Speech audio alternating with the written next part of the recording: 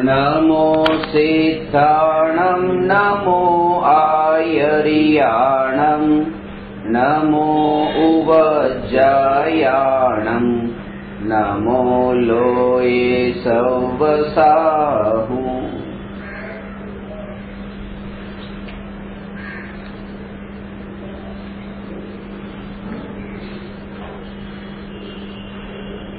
प्रश्न नंबर 313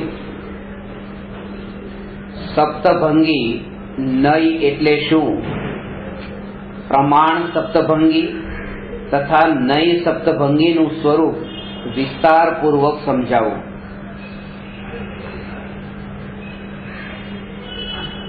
सप्तभंगी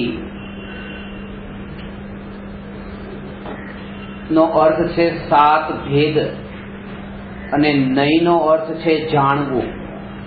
સાત ભેદ વડે જાણવું એનું નામ છે સપ્તભંગી નય। અને સમ્યક દ્રષ્ટિ જીવ જ્યારે સાત ભેદ પૂર્વક જ્યારે જાણે છે ત્યારે એને સપ્તભંગી નય કહેવાય છે।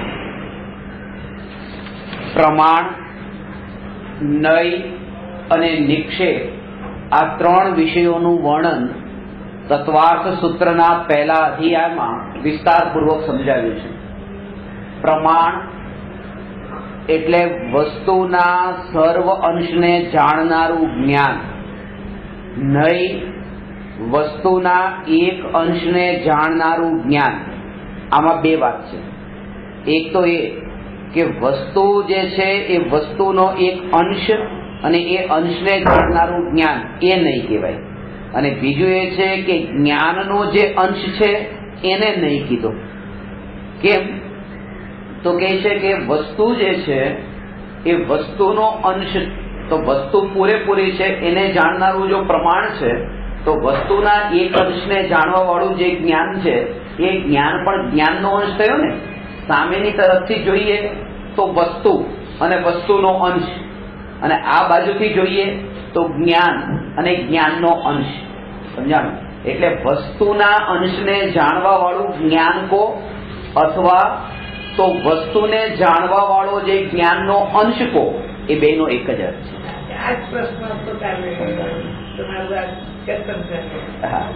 તો વસ્તુનો અંશ અને જ્ઞાનનો અંશ આમાં પણ બે વાત છે કે જે નય છે એ નય શ્રુત જ્ઞાનનો અંશ છે, કારણ કે મતિ જ્ઞાન તો સામાન્ય રૂપ છે, શ્રુત જ્ઞાન વિશેષ રૂપ છે। વિશેષ જે છે એમાં અંશ થાય છે, અને અવધિ જ્ઞાન, મનઃપર્યય જ્ઞાન એ બંને માત્ર પૂદગલને જાણનારા જ્ઞાન છે, અને કેવળ જ્ઞાન તો પૂર્ણ જ્ઞાન છે। એટલા માટે શ્રુત જ્ઞાન એકમાત્ર જે જ્ઞાન છે જે જ્ઞાનના અંશને નહીં ગયો છે। બીજું કે પ્રમાણ રૂપ જે જ્ઞાન છે એ જ્ઞાન તો વસ્તુના પૂરા અંશને જાણવા વાળું છે, અને જે અંશરૂપ જે નયરૂપ જ્ઞાન છે એ નયરૂપ જ્ઞાન વસ્તુના એક અંશને જાણવા વાળું છે। નય બે પણ હોય છે, ચાર પણ હોય છે, સાત પણ હોય છે, આઠ પણ હોય છે, 47 પણ હોય છે, સંખ્યાત પણ હોય છે, અસંખ્યાત પણ હોય છે, અને અનંત પણ હોય છે। એનું કારણ એ છે કે શ્રુત જ્ઞાનના અંશનું નામ નય છે, અને શ્રુત જ્ઞાન જે છે એ પોતે શ્રુત જ્ઞાનની જેટલી જેટલી પર્યાયો છે એ એક એક પર્યાય એક અંશ થયો। હવે શ્રુત જ્ઞાનની પર્યાય કેટલી હોય? અનંત પર્યાયો પણ હોય। તો જે અનંત પર્યાયો જે શ્રુત જ્ઞાનની છે એક એક પર્યાય એક એક નય છે, અને એ નયોમાંથી મુખ્ય રૂપે આ ભેદ પાડીને, એટલે કે એનું વર્ગીકરણ વિભાજન પાડીને આ રીતે 8 નય ને 7 નય ને 47 ને એવી રીતે મુખ્ય ભેદ એમાંથી બહાર કાઢવામાં આવ્યા છે। પણ મુખ્ય વિસ્તારથી જોવામાં આવે તો જ્ઞાન, શ્રુત જ્ઞાનની દરેકે દરેક પર્યાયનું નામ નય છે। આ પ્રમાણ અને નયની વાત છે। અને નિક્ષેપ જે છે એ નિક્ષેપ જેમ જ્ઞાનના અંશનું નામ નય છે એવી રીતે જ્ઞાન જે વિષયને જાણે છે, જે વસ્તુને જાણે છે, એ વસ્તુ જે છે એ વસ્તુનો જે અંશ છે એ અંશને કહેવામાં આવે નિક્ષેપ। વસ્તુ એટલે જ્ઞેય. તો જ્ઞાનના શ્રુત જ્ઞાનના અંશનું નામ તો છે નય, અને જ્ઞેયના અંશનું નામ છે નિક્ષેપ. સમજાય અહીંયા કે આત્મા નિત્ય છે, તો જે નિત્ય વાળો જે પક્ષ છે એ એકલો નિત્ય વાળા પક્ષને જો સામેનો પક્ષ આત્માનો એ નિત્ય વાળો પક્ષ છે એ નિક્ષેપ છે. અને અહીંયા જે એને એ નિત્ય છે એવું જાણવા વાળી જે જ્ઞાનનો અંશ જે છે એ નય છે. અને નય અને નિક્ષેપ એ બંને થકી વસ્તુને યથાર્થ રૂપે આપણે સમજી શકીએ છીએ. એટલા માટે પ્રમાણ, નય અને નિક્ષેપ એ ત્રણેયની અહીંયા એક સાથે ચર્ચા કરી છે. પ્રમાણ સપ્તભંગી અને નય સપ્તભંગીમાં નય જે છે એમાં 7 પ્રકારથી અહીંયા સમજાવ્યું. સ્યાત અસ્તિ, સ્યાત નાસ્તિ, સ્યાત અસ્તિ નાસ્તિ, સ્યાદ અવક્તવ્યમ, સ્યાદ અસ્તિ અવક્તવ્યમ, સ્યાદ નાસ્તિ અવક્તવ્યમ અને સ્યાદ અસ્તિ નાસ્તિ અવક્તવ્યમ. આ 7 ને એમાં હવે પ્રમાણ સપ્તભંગી અને નય સપ્તભંગી વચ્ચે આટલું જ અંતર છે કે પ્રમાણ સપ્તભંગી વસ્તુના એક અંશના માધ્યમથી આખી વસ્તુ જે જાણવામાં આવે છે એ સપ્તભંગી પ્રમાણ સપ્તભંગી છે. અને વસ્તુના એક અંશ થકી એ એક અંશને જ તે જાણવામાં આવે છે એ નય સપ્તભંગી છે. આનો અર્થ એ થયો કે મુંબઈ નું જયારે વર્ણન કરવામાં આવતું હોય કે મુંબઈ આવું છે આવું છે આવું છે, અને એ મુંબઈ થકી ઇન્ટરનેશનલ લેવલ પર જયારે ભારતનું વર્ણન કરવું હોય અને એમાં મુંબઈનું વર્ણન થતું હોય કે મુંબઈ આવું છે મુંબઈ આવું છે, તો એક અંશના વર્ણન થકી આ અંશ જેનો છે એવું અંશી એટલે ભારત, એનું આખું વર્ણન બતાવવામાં આવતું હોય તો એવો જે આ નય વિવક્ષા છે એ પ્રમાણ સપ્તભંગી કહેવાય છે. અને જે નય સપ્તભંગીમાં કે મુંબઈ એક અંશ છે અને એ અંશ થકી અંશનું જ વર્ણન કરવાનું હોય, બીજાનું કોઈનું અંશીનું નહીં, તો એને કહેવામાં આવે નય સપ્તભંગી. પ્રમાણમાં આખી વસ્તુને સમજાવવામાં આવે છે અને નયમાં એ અંશ થકી અંશને સમજાવવામાં આવે છે. દાખલા તરીકે હવે આ આત્મ સાધનામાં કઈ રીતે ઉપયોગી છે, આ બધી તો થિયોરી થઈ, પણ એ થિયોરીનું અહીંયા પ્રેક્ટિકલમાં કેવા પ્રકારે, તો એ કહે છે કે આત્મા અનંત ગુણોનો ઘનપિંડ છે. અનંત ગુણોના ઘનપિંડ આત્મામાં એક જ્ઞાન નામનો ગુણ છે. હવે જ્ઞાન એ આત્માનો અંશ છે. જ્ઞાન થકી આપણે આત્માને જાણવો અથવા જ્ઞાન થકી જ્ઞાનને જાણવું, આ બે વાત થઈ. એક તો એ છે કે જ્ઞાન થકી એ જ્ઞાનને જાણવાનું, જ્ઞાનનું સ્વરૂપ કેવું છે, તો એ અંશ થકી અંશને જાણવાનો છે.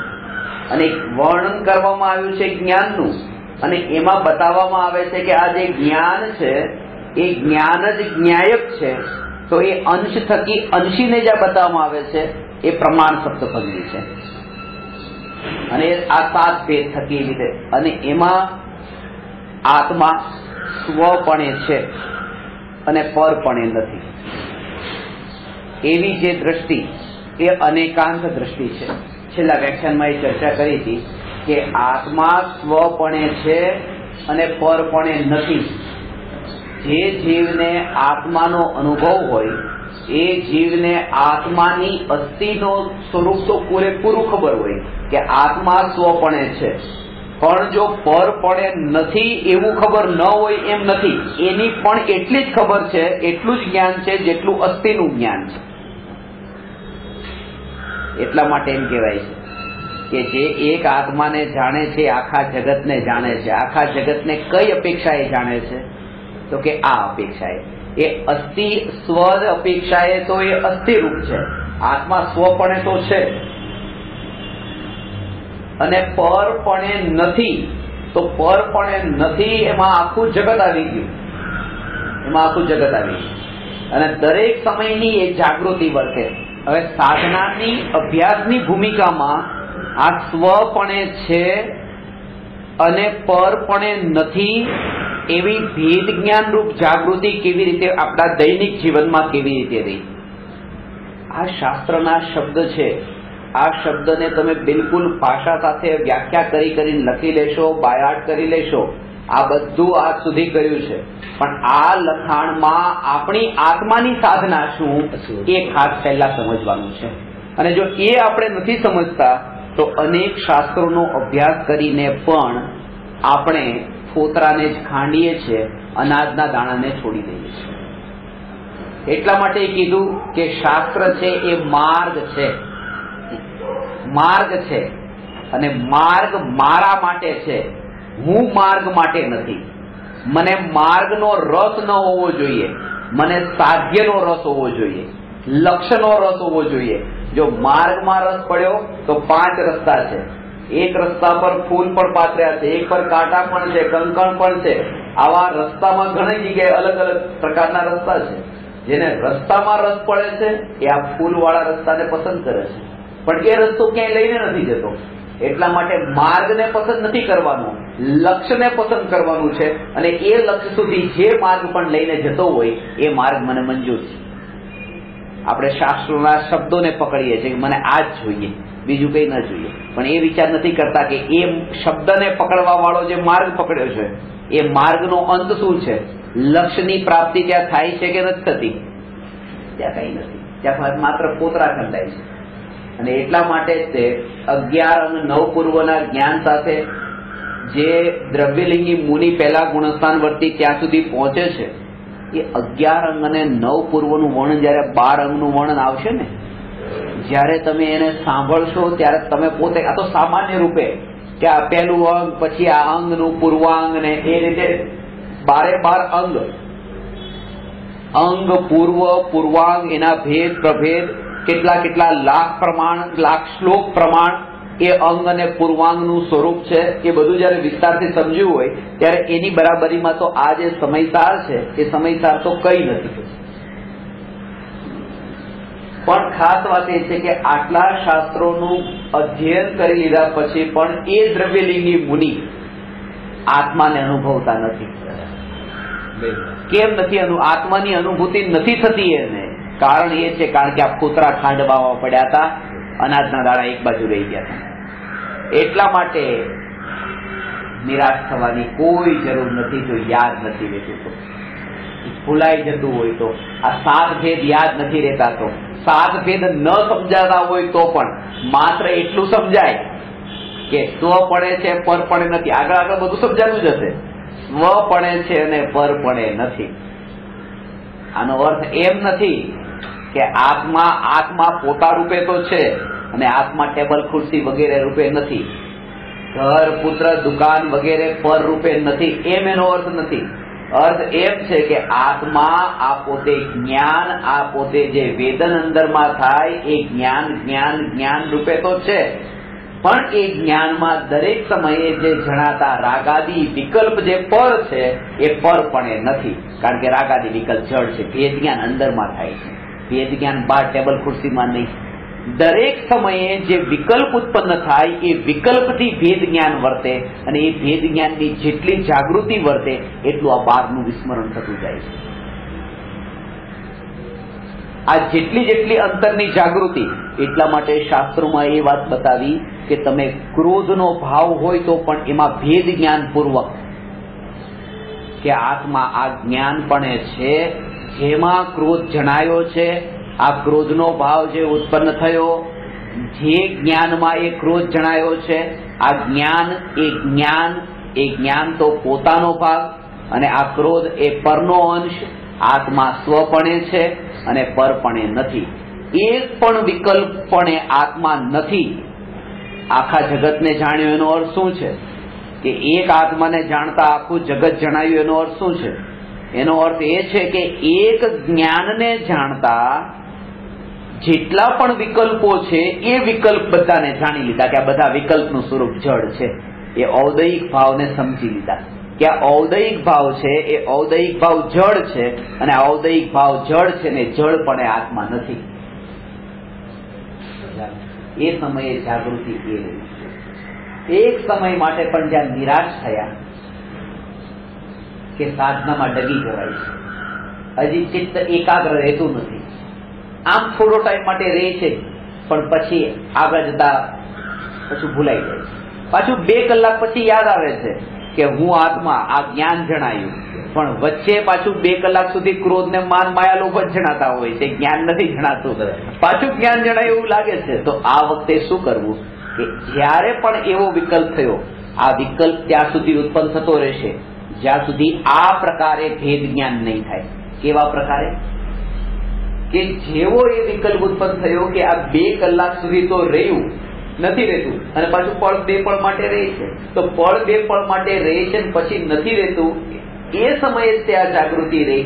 આવો જે વિકલ્પ પૂછ્યો છે એ વિકલ્પ એ પર છે ને, પાઠમાં પર પણ નથી, સ્વ પડે છે. તો જ્ઞાન રૂપે અત્યારે હાજર છે.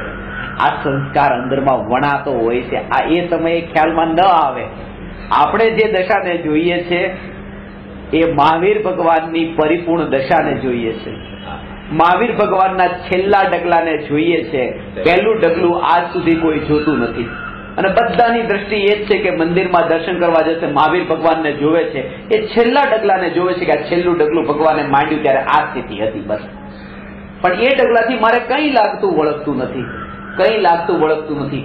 મારે તો એનાથી લાગે વળગે કે મહાવીર ભગવાને જયારે પહેલું ડગલું માંડ્યું હતું ત્યારે કઈ સ્થિતિ હતી, કારણ કે હું અત્યારે એ સ્થિતિમાં છું. એનો આપણે વિચાર જ કરતા નથી. અને એટલા માટે આજ સુધી એ પહેલા દિવસે જ્યાં અધ્યાત્મ માર્ગમાં પ્રવેશ કર્યો ત્યારે જેવા હતા એવા અત્યારે છે.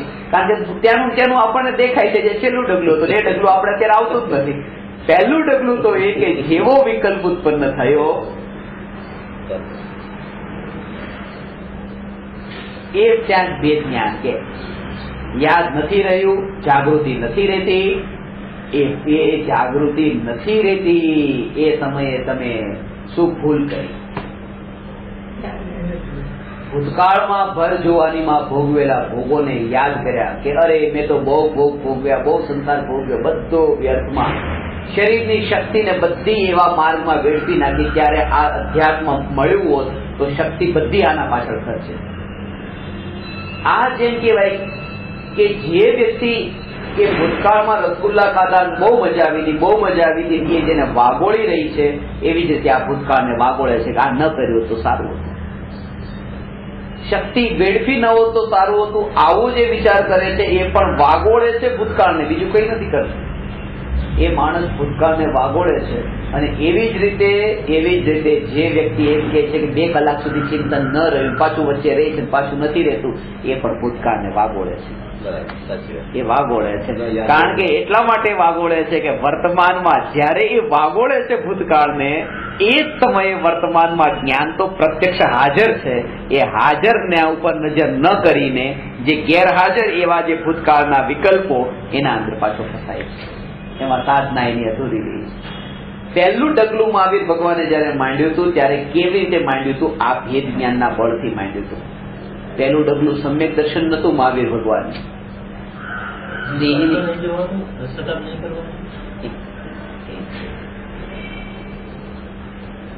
જે જીવને સુખી થવું છે એ જીવ જાણી જોઈને આગમાં શું કામ પડે? જ્યારે આપણે જાણીએ છીએ કે આગ દુઃખ આપનારી છે, બાળનારી છે, અને આપણે પોતે પણ એના શબ્દને પણ જોઈએ તો એ જ અર્થ છે. પશ્ચાતાપ, પશ્ચાત એટલે પછી, પાછળથી, પશ્ચાત વત્તા તાપ, તાપ એટલે બળવું. થઈ ગયા પછી બળતરા થાય, એનું નામ પશ્ચાતાપ છે. હવે બળવું છે કે સુખી થવું છે? દુઃખી થવું છે કે સુખી થવું છે? તો સુખી થવું હોય તો ભૂતકાળમાં આપણે પશ્ચાતાપ, એટલે મહાવીર ભગવાને પશ્ચાતાપ શબ્દનો પ્રયોગ ન કર્યો, પ્રાયશ્ચિત કીધું, પશ્ચાતાપ ન કીધું. બે આસમાન જમીનનું અંતર છે. આપણે જે કરવા માંગીએ છીએ પશ્ચાતાપ કરવા માંગીએ છીએ, આપણે પ્રાયશ્ચિત નથી કરવા માંગતા, આપણે પ્રતિક્રમણ કરવા નથી માંગતા. મહાવીર ભગવાને પ્રતિક્રમણ કરવાનું કીધું છે, પશ્ચાતાપ કરવાનું નથી કીધું. અને પ્રતિક્રમણનો અર્થ તો એ છે કે પાછો વળી જા નિજ આત્મામાં. પ્રતિ ટુવર્ડ, અહીંયા ક્રમણ, પાછું વળ, પાછો વળ. કારણ કે ભૂતકાળમાં જે ભૂલ કરી હતી એ ભૂલ બીજી વાર ન કર. અને ભૂતકાળમાં તે જે ભૂલ કરી હતી એ ભૂલ કેમ કરી હતી? એ એટલા માટે કરી હતી કારણ કે આત્મામાં સ્થિર નતો, એટલે એ ભૂલ થઈ હતી. જો સ્થિર હોત તો ભૂલ ન હોત, ભૂલ થાત જ નહીં. એટલે એ જ કે સ્વભાવમાં સ્થિર થવું એ જ પ્રતિક્રમણ કહ્યું છે. આ વ્યાખ્યા જૈન શાસન સિવાય બીજે ક્યાંય નથી. એ જૈન શાસન નથી. આ જૈન શાસન સિવાય ક્યાંય નથી. આ જૈન શાસન સિવાય ક્યાંય નથી. કારણ કે આવા વાત એ છે જૈન શાસન સિવાય આ વાત બીજે ક્યાંય નથી. ક્રિશ્ચિયનિઝમમાં જે કન્ફેશન કીધું છે એ કન્ફેશન અને અહીંનું પ્રતિક્રમણ આસમાન જમીનનું અંતર છે. એ વાત અલગ છે કે ઈસુ ખ્રિસ્તે કોશિશ તો ઘણી કરી હતી અહીંયા ભારતમાં પ્રવેશ કરીને પણ કે કંઈક કરેલી ભૂલનો પશ્ચાતાપ થાય, અને એમણે પશ્ચાતાપ જ કર્યો. પણ જે પ્રતિક્રમણ હતું પ્રતિક્રમણની વાત ન આવી ત્યાં. એટલા માટે ત્યાં એટલે સુધી રહ્યા કે તમારાથી કોઈ ભૂલ થઈ હોય તો ફાધર જે હોય એની પાસે તમે જાઓ અને ત્યાં બતાવો કે ભાઈ મારાથી આવી ભૂલ થઈ છે, હું એને કન્ફેસ કરું છું, પતિ. અહીંયા એ કહે છે કે તમારે કોઈની પાસે જવાનું નથી, તમે તમારા સ્વરૂપમાં લીન થાઓ અને ભૂતકાળમાં કરેલી બધી ભૂલ માફ છે. કોઈ પાસે જવાની જરૂર નથી, કારણ કે અંતરમાં જયારે જીવ ઉતરે છે ત્યારે સ્વભાવને અનુભવે છે. જે સ્વભાવને ભૂતકાળમાં નતો અનુભવ્યો એ બહુ મોટી ભૂલ હતી. એટલે આના માટે મેં તમને એકવાર દ્રષ્ટાંત આપ્યું હોય તો કે અમેરિકામાં પોતાનો દીકરો રહે છે અને એ દીકરો આખો દિવસ દુકાન ઓફિસ છોડીને મૂવી જોવા જતો રહે છે અને પપ્પાને ફોન કરે છે કે પપ્પા આજે મૂવી જોવા માટે ગયો. અને પપ્પા બહુ ગુસ્સો કરે છે. મૂવી જોવા તો ગયો, $200 ખર્ચી નાખ્યા એક દિવસમાં મૂવી જોવા ગયો. એમાં પપ્પાનો ગુસ્સો એમાં નથી કે $200 ખર્ચાણા છે. ગુસ્સો એના કારણે છે કે $1 લાખ નો લાભ થવાનો હતો દુકાન પર બેઠા બેઠા. એ જે નુકસાન ગયું છે બહુ મોટું નુકસાન છે. દુકાન પર ઓફિસ પર ન બેસવું એ મોટું નુકસાન છે. થિયેટરમાં જવું એટલું મોટું નુકસાન નથી. વાત તો બે એક જ જેવી લાગે છે, પણ આકાશ અને જમીન જેટલું અંતર છે. વાત એ છે કે પર પદાર્થમાં જઈને રાગ દ્વેષ કરવા એટલો મોટો દોષ નથી, પરમાં જવું એટલો મોટો દોષ નથી, સ્વરૂપમાં ન રહેવું એ બહુ મોટો દોષ છે, એ બહુ મોટું નુકસાન છે. એટલા માટે એ છે કે સ્વરૂપમાં જે સ્થિર થાય છે તો ડબલ લાભ થાય છે. ડબલ લાભ કયો કે પરમાં જતો નુકસાન થતું એ અટકી ગયું ને સ્વરૂપનો લાભ થયો. પરનું નુકસાન એટલું બધું હતું જ નહીં, એટલા માટે પરમાં ન ગયો તો એટલો મોટો લાભ નથી. અહીંયા સ્વરૂપમાં રહ્યો છે એ એની જાગૃતિ. દરેક સમયની જાગૃતિ રહે. ગમે તે સ્થિતિ, તમને અત્યારે જોકા આવે છે, નબળાઈ શરીરની છે, અશક્તિ છે, આ શરીર આટલા ઉંમરે આ કાળમાં આ પ્રમાણે આવા પ્રકારે શિથિલ થાય. એ અશક્તિ આવે, ઊંઘ પણ આવે, જેવું આમ જોકું આવે ત્યાં પણ એ જાગૃતિ કે જોકું આવ્યું એને જાણનાર જ્ઞાન જાગૃત છે. જોકું આવ્યું એ હું વિકલ્પ મારું સ્વરૂપ નથી. અશક્તિ તો આવશે, ઉભા નહીં થવાય, એ આવશે. ઉભા થવાય એવી તાકાત પણ રહી નથી. હાથથી પાણીનો ગ્લાસ લેવા જેવી તાકાત રહી નથી. પણ આવા જે વિકલ્પ ઉત્પન્ન થાય છે, આ દરેક વિકલ્પ પ્રત્યક્ષ જ્ઞાનની પર્યાયમાં જે જણાય છે એ જ્ઞાન હાજર છે, જે અનંત શક્તિશાળી છે, એ મારું જ છે, એ પોતાનું સ્વરૂપ છે, એ જાગૃતિ વર્તે. આ વિકલ્પ કોણ થઈ જાય છે? વિકલ્પને પ્રધાનતા નથી આપવાની. એટલે ભગવાન કહે છે કે તમે ક્રોધનો વિકલ્પ આવે તો જાગૃતિ પૂર્વક ક્રોધ કરો. સમયસારમાં દ્રષ્ટાંત છે. એટલા માટે સૌથી પહેલા સમયસારનું નામ લઈને કહું છું, નહીં તો તમે ચોંકી જશો. કે જાગૃતિ પૂર્વક દારૂ પીએ તો એને વાંધો નથી આવતો. દારૂ પીવાનું કીધું સમયસારમાં છે નિર્જરા અધિકારમાં કે જેવી રીતે જાગૃતિ પૂર્વક એટલે ઈચ્છા ભાવ રહિત પૂરી જાગૃતિ અવેરનેસ સાથે જો કોઈ વ્યક્તિને દારૂ પીવડાવવામાં આવે તો એને કઈ થતું નથી, એને એનો નશો ન ચડે. જે વ્યક્તિને દારૂનો નશો ચડ્યો છે એને તો દારૂનો નશો ચડાવવાનો જ હતો બેહોશીથી. એ બેહોશી નશો ચડાવે છે, જાગૃતિ દારૂ નશો નથી ચડાવતો. જ્યારે દારૂ પીવામાં આવે છે ત્યારે દારૂ પીતી વખતે જે બેહોશી વાળો જે ભાવ છે એ અંદરનો નશો ચડાવે છે. એટલા માટે કોઈને પરાણે જો તમે દારૂ પીવડાવી દો તો એને દારૂનો નશો ચડશે જ નહીં. જેવો નશો પેલી વ્યક્તિને ચડે જેવો આને ચડતો જ નથી, કઈ થતું. એનું કારણ એ છે જાગૃતિ છે. અને જો અજ્ઞાની એ પાણીને પણ જો પીવે પણ બેહોશી સાથે પીવે તો એનો નશો પણ એને ચડતો હોય. અરે વાહ, બહુ ઠંડુ પાણી, બહુ ઠંડુ પાણી, ખાલી પાણી પીવે છે તો પણ. વાત એ છે કે ક્રોધ કરો તો પણ જાગૃતિ પૂર્વક, ગમે એટલો ક્રોધ થાય, જાગૃતિ. આ ક્રોધ તે જગતની કેટેગરીમાં છે અને જગતની કેટેગરીમાં જે છે તેનાથી મારે શું? હું તો પોતે અહીંયા જ્ઞાન, જ્ઞાન ને જ્ઞાન, બસ જ્ઞાનની શ્રેણીમાં હું પોતે. જ્યારે આવું કથન કરવામાં આવે ત્યારે મોટા ભાગના લોકો આનો અર્થ શું લેતા હોય છે અને જે લેવાનું નથી એ તમને કહી દઉં. કારણ કે આજ સુધી આવી રીતે ફરિયાદ પણ આવી છે. લોકો એમ કહે છે કે તમે ક્રોધ કરવાનું કહો છો અને બાજુ એમ કહો છો કે જાગૃતિપૂર્વક ક્રોધ કરો, તો તમે ક્રોધ કરવાનું, ક્રોધને છોડવાનો ઉપદેશ કેમ નથી આપતા? ક્રોધ કરો પણ જાગૃતિપૂર્વક ક્રોધ કરો, જાગૃતિપૂર્વક, જાગૃતિપૂર્વક ક્રોધ કરો. વાત એ છે કે જ્યારે જાગૃતિ રહે છે ને કે ક્રોધ મારું સ્વરૂપ નથી અને હું જાણનાર ભગવાન આત્મા, આવી જ્યારે જાગૃતિ રહે છે ત્યારે એ ક્રોધનો ભાવ થતો જ નથી. એટલે એમ કીધું છે કે ક્રોધને જાગૃતિપૂર્વક થતો નથી. ક્રોધ થતો નથી કહેવાનો પ્રકાર એવો છે કે જાગૃતિપૂર્વક ક્રોધ થાય તો એ માપ છે. વાસ્તવમાં તો એ છે કે જાગૃતિ રહેતા ક્રોધ જતો છૂટતો જાય છે. અને એ જ કારણ છે ચોથા ગુણસ્થાન પેલા જાગૃતિ નથી, ચોથા ગુણસ્થાનમાં જાગૃતિ આવતા અનંતાનું દીકરો તો છૂટી ગયો.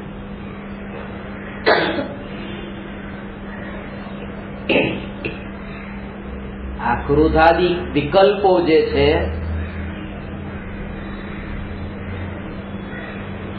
પોતે પોતાના ઘરમાં નથી ત્યાં સુધી ચોર આવે છે.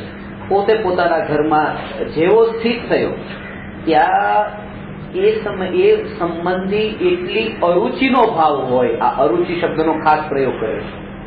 અરુચિનો એવો ભાવ હોય કે એને દૂર કરવામાં, કે એને લાવવામાં, એને રાખવામાં, એને મોકલવામાં એ થાય છે, એમાં કોઈ રસ નથી. અને આપણો બધો જ રસ એમાં છે કે મારે આત્માની સાધના થતી નથી, હમણાંથી બહુ વિકલ્પો વધી ગયા છે. આત્માની સાધના થતી નથી કારણ કે રાગ અને દ્વેષના ભાવ જે છે એમાં એટલું જોડાણ થાય છે. આપણા બધા જ જેટલા પણ પ્રશ્ન છે બધા જ વિકલ્પો સંબંધી પ્રશ્ન છે.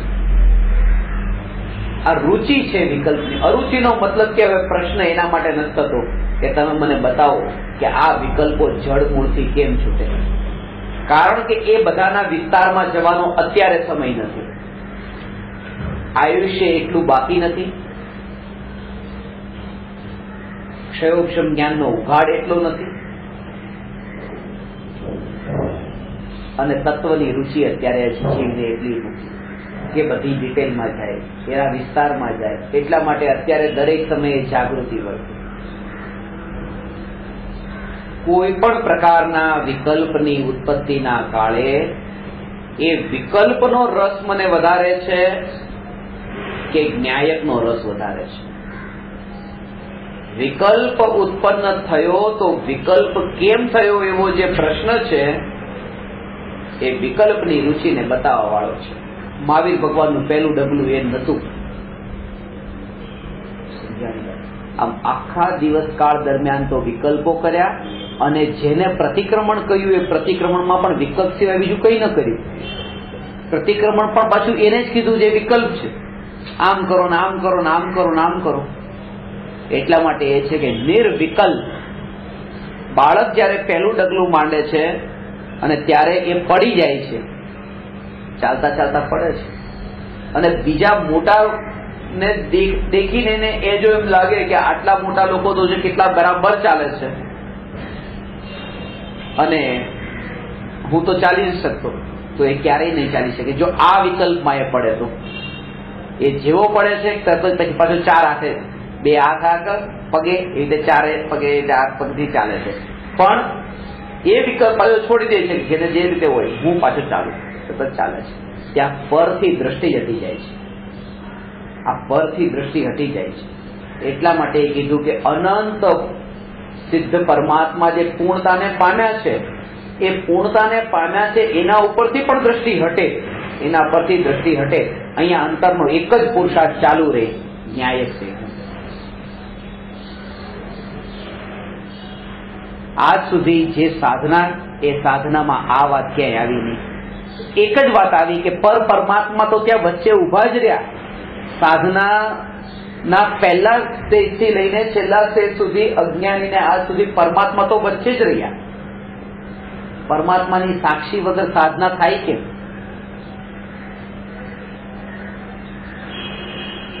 પણ અહીંયા એ વિચાર ન આવે કે હું પોતે પરિપૂર્ણ, પોતે હું પરિપૂર્ણ.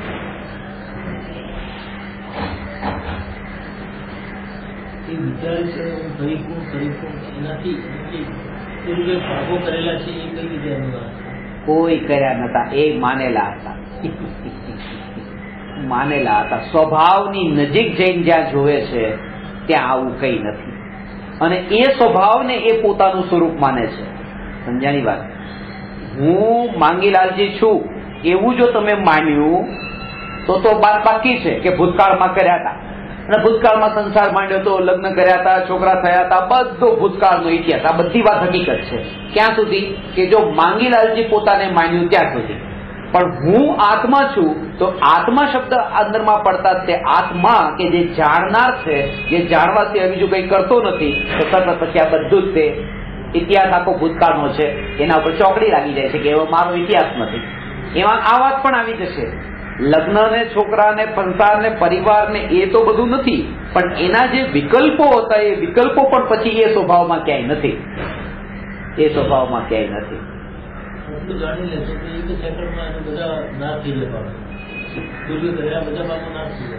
થાય છે, થાય છે. એટલા માટે જ તે કોટી જન્મ તપ તપે જ્ઞાન બિન કર્મ ચરે છે, જ્ઞાની કે છિન્ન માહી ત્રિગુપ્તિ તે સહજ કરે.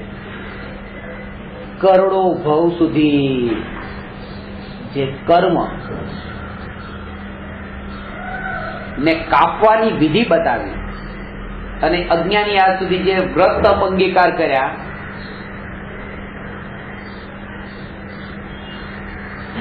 એ વ્રત તપ ને અંગીકાર કેવી રીતે કર્યા હતા? ગાંધીજી કોઢીના પગ દબાવે છે, એક વર્ણન આવે છે, અને એમ માને છે કે ઠીક છે, આવા મારે આ સેવા કરું છું. પણ એક વ્યક્તિ એવી છે કે જે એના ઉપર ખુલાસો કરતી હતી એના પ્રવચનમાં, એમાં એણે કીધું કે જ્યારે પણ તમે કોઈને ખાવાનું આપ્યું, પીવાનું આપ્યું, તો તમે એના ઉપર કંઈ કર્યું નથી ભલું, ત્યારે તો એટલું જ વિચાર કરો, ત્યાં તમે પ્લસ નથી કરતા, પણ કે પેલા તમે જે કંઈ કરેલું હતું, તમે એની પાસેથી ખાવાનું લીધું હતું, આ તમે એને પાછું આપ્યું, બસ. આમાં તમે કંઈ નવું કંઈ નથી કર્યું. પેલા કરેલું હતું, ડનનું અનડન કર્યું. પેલા જે તમારે કરેલું હતું એ તમારું પાછું ચૂકવી દીધું, બસ. આમાં કોઈ તમે કંઈ મોટું કામ નથી કર્યું, કોઈના ઉપર ઉપકાર નથી કર્યો. એટલે તમારું જે પ્લસ તમારા ઉપર જે હતું ઓલરેડી કરજ, આ માઇનસ થઈ ગયું, એટલે પ્લસ અને માઇનસ થતા એ બંને 0 થઈ ગયું. પણ આ ઉપાય નથી.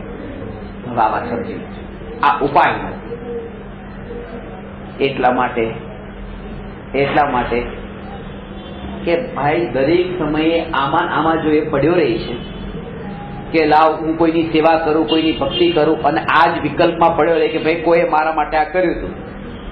માનો કોઈ બીમાર પડ્યા ને કોઈના પગ દબાવવા પડ્યા, તો એ વખતે વિચાર કરી લેવો કે ભાઈ મેં કોઈ પાસે એવી રીતે આવી રીતે પગ દબાવડાવ્યા હશે તો અમારે પગ દબાવવા પડ્યા છે.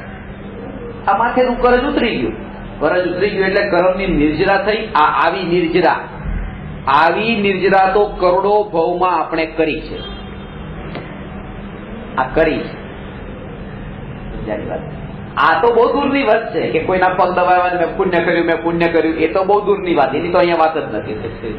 અહીંયા તો એ વાત છે કે કોઈના પગ દબાવ્યા, ત્યાં આટલો જ વિચાર કર્યો અને સ્વીકાર કરી લીધો, ચૂપચાપ નીકળી ગયા કે ભાઈ મેં ક્યારેક એની પાસે મારા પગ દબાવડાવ્યા છે તો મારે એના પગ દબાવ્યા, આખી કરેલું હતું એ ચૂકવાઈ ગયું. ચલો, અહીંયા કહે છે કે આટલો સ્વીકાર કરવા માત્રથી પણ કર્મની નિર્જરા નથી, અને આવી નિર્જરા જે આવી રીતે ચૂકવણી વાળી એવી તો અનંત ભવમાં કરી અને તોય અહીંયા ને અહીંયા બેઠો છે, અહીંયા ને અહીંયા બેઠો છે. કારણ એ છે કારણ કે એ કરવા માટે તમે કઈ નથી કરતા. એમાં તમે શું કર્યું? આજે માનો કે મેં તમારા અત્યારે પગ દબાવ્યા અને ત્યાં કઈ વિચાર કર્યો કે ભાઈ કોઈ ભાવમાં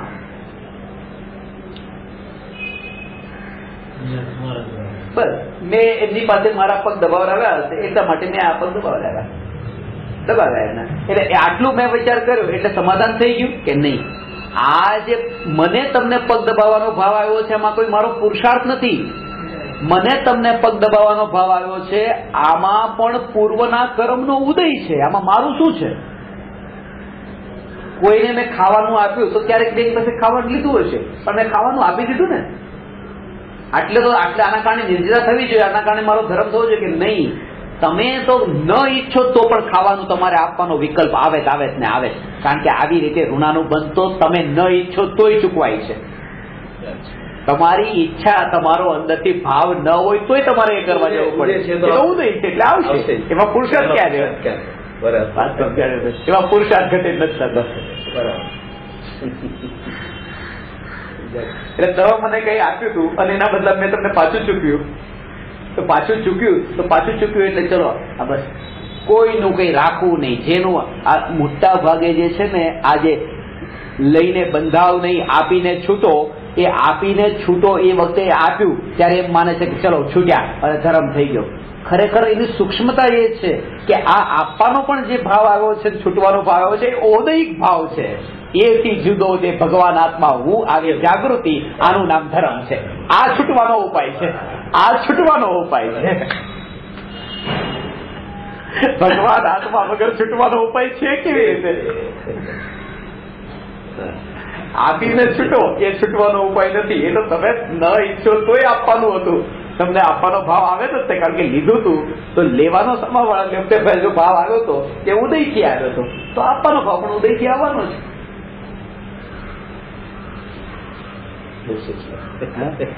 લઈને બંધાવાનું છે અને આપીને છૂટવાનું છે.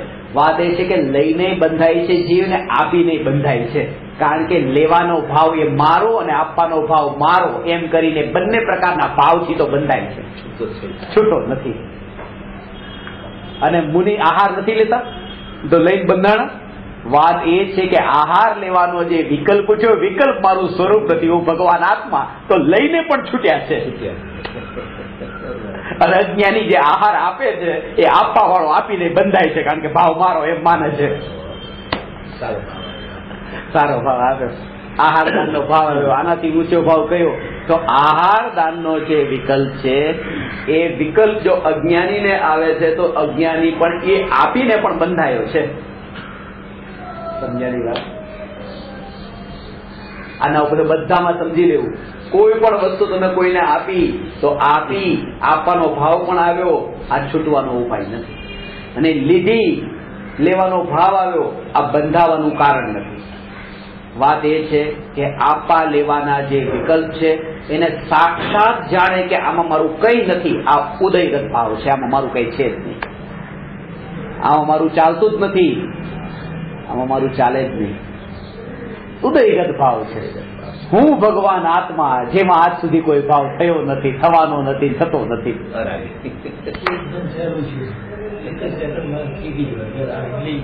સમજાયેલું?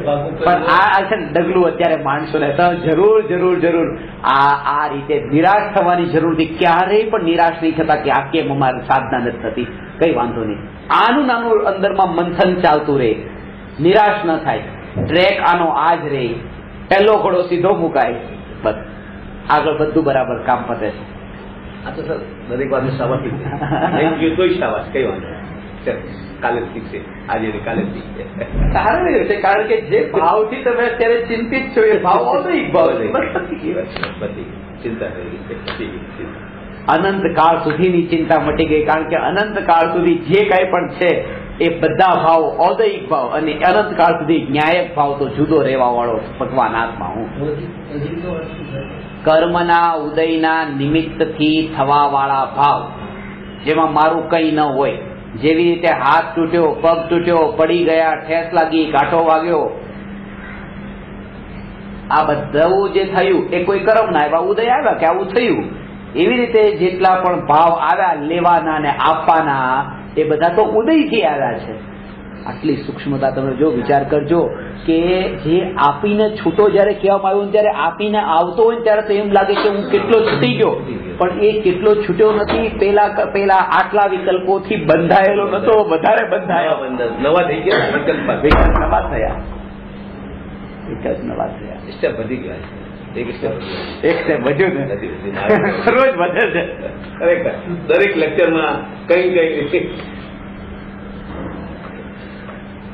વચ્ચે કીધું તો કે રોજ કઈ ને કઈ નવું આપીને છૂટો.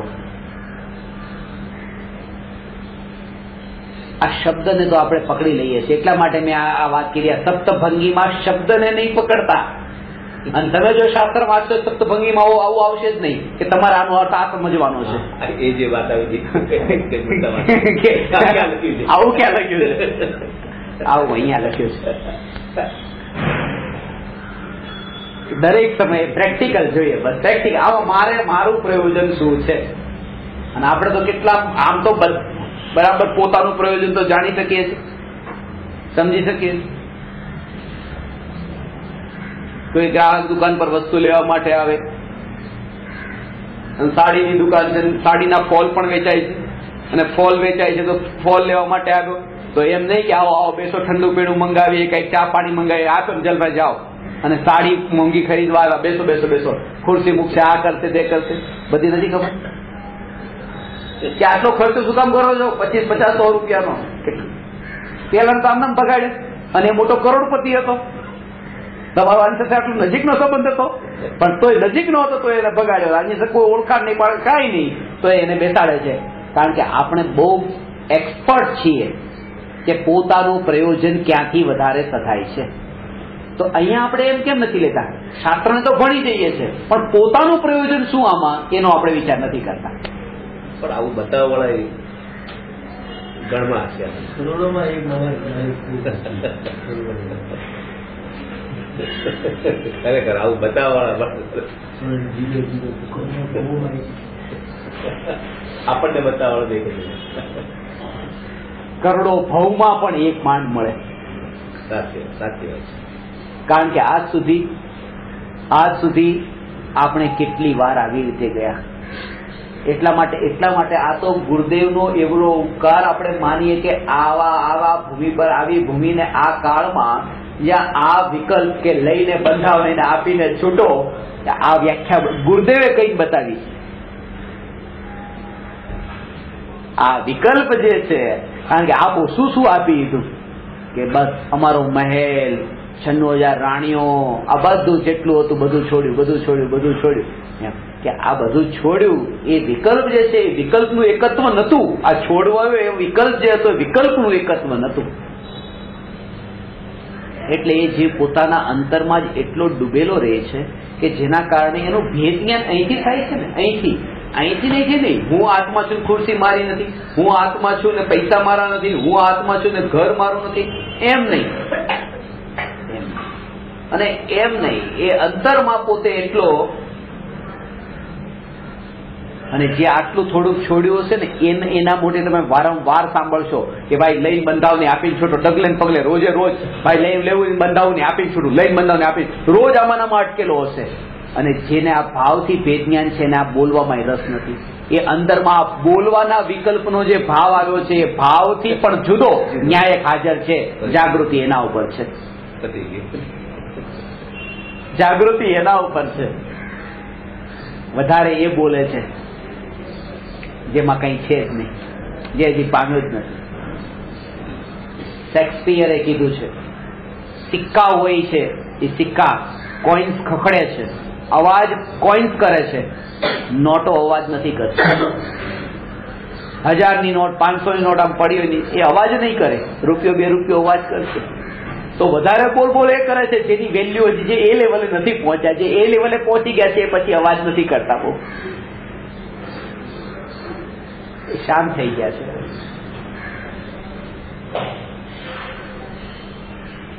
એટલા માટે સહજતા હોય. એટલે મહાવીર ભગવાને એમ કહ્યું, વૈયાવશ નામનું તપ છે ને એમાં, કે તમે વૈયાવશ, આપણે એનો અર્થ એ લીધો કે બધાની સેવા ચાકરી કરો, કારણ કે તમે કોઈ પાસે એવી સેવા ચાકરી કરાવી છે તમે એની કરી દો. કોઈની પાસે તમે ખાવાનું લીધું હશે તમે એને ખવડાવી દો, પતી ગયું, તમારું ચૂકતે થઈ ગયું, હિસાબ ચૂકતે થઈ ગયો. આમ નથી. દરેક સમયે અંતરથી જાગૃતિ રહે, સહજતા. અને આના કારણે શું થાય છે કે જાણી જોઈને પછી જેવી સહજતાનો અર્થ સમજો. મુનિરાજ 4 હાથ જમીન દેખીને ચાલે છે, તો 4 હાથ જમીન દેખીને ચાલવાનો જે ભાવ આવ્યો છે, ત્યાં જીવ જંતુ જે હોય તો એના પર પગ ન મૂકે ને 4 હાથ જમીન દેખીને ચાલવા, એમાં સહજતા છે. હવે એક જગ્યાએથી બીજી જગ્યાએ વિહાર કર્યો છે અને આગળ જતા પછી કે 4 હાથ જમીન દેખીને ચાલવું જ તેમ કરીને પછી ચાલતા જ રહે, કારણ કે મુનિનો નિયમ છે કે નહીં. 4 હાથ જમીન દેખીને ચાલવા કરતા ન ચાલવું વધારે ઉત્તમ છે. અને એટલા માટે આપણે જો એક જ વાત પકડી બેઠા કે 4 હાથ જમીન દેખીને ચાલો, 4 હાથ જમીન દેખીને ચાલો, તો એવી રીતે આપણે આદત પાડી દીધી કે કોઈ ગરીબને ખાવાનું આપો. આ સૂક્ષ્મ વાત છે, ગરીબને ખાવાનું આપો તો શેના માટે? કે પોતાને પુણ્ય બંધાય, પોતાને સ્વર્ગનું સુખ મળે, પોતાને કંઈક ને કંઈક સુખ ને શાંતિ મળે, પોતાનું કલ્યાણ થાય. વાત તો એ છે કે પોતે જેવી રીતે કોઈ જીવ સુખી થવા માટે સિલ્કની સાડી પહેરી તો એમાં આટલા જીવ જેનો ઘાત થાય છે, પણ પોતાના સુખ માટે એનો ઘાત થાય તો ભલે થાય. તો પોતાના પુણ્યના બંધ માટે કોઈ જીવ ભૂખ્યો રહેવો જોઈએ, કોઈ તરસ્યો રહેવો જોઈએ. એ તડપે તો તડપે, જે થાય, પણ મારું પુણ્ય બંધાય, કારણ કે એ ભૂખ્યો હોય તો હું ખાવાનું આપું ને. બેમાં બહુ વધારે ફરક નથી. એક જ હાલત છે કે કોઈને તડપાવીને સુખનો માર્ગ શોધવો અને આમાં કોઈને તડપતો શોધવો અને પોતાના સુખનો માર્ગ શોધવો. તો કે તો શું? તો કે વાત એ છે કે એની જડતા ન હોય, સહજતા હોય. રસ્તા પર નીકળ્યો, કોઈ ભૂખ લાગી હતી, હતું, આપ્યું, પણ રોજ એવો શોધવા ન નીકળે કે ભૂખ્યો ક્યાં છે, તરસ્યો ક્યાં છે, એની શોધખોળ માટે ન નીકળે. સાધક જીવના જીવનમાં સહજતા હોય, સહજતા હોય. દાન આપવા માટે કમાણી ન કરે, હોય ભાવ આવ્યો ઠીક છે, સહજતા, પણ જબરદસ્તી નહીં કરવાનું. વાત કરી, જબરદસ્તી નહીં, સહજ ઠીક છે, હોય તો ઠીક છે, ન હોય તો, કારણ કે મુખ્યતા એ જ, નહીં તો એનો રસ એવો થઈ જાય છે જીવને આપવાનો અને સામાવાળાને લેવાનો, કારણ કે એનું પછી રૂટીન થઈ જાય કે અહીંથી મને મળવાનું જ છે.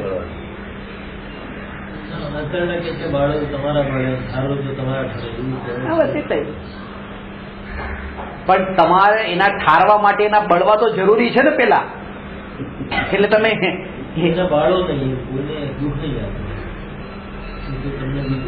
હા કોઈને દુઃખ ન આપો જેથી કરીને તમને દુઃખ ન મળે.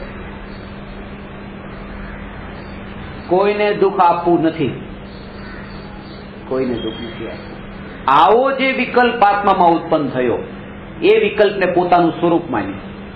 એ વિકલ્પ એક ક્ષણ નો હતો, કોઈને દુઃખ આપવું નથી, અને એ એક પળમાં મરવાનો હતો.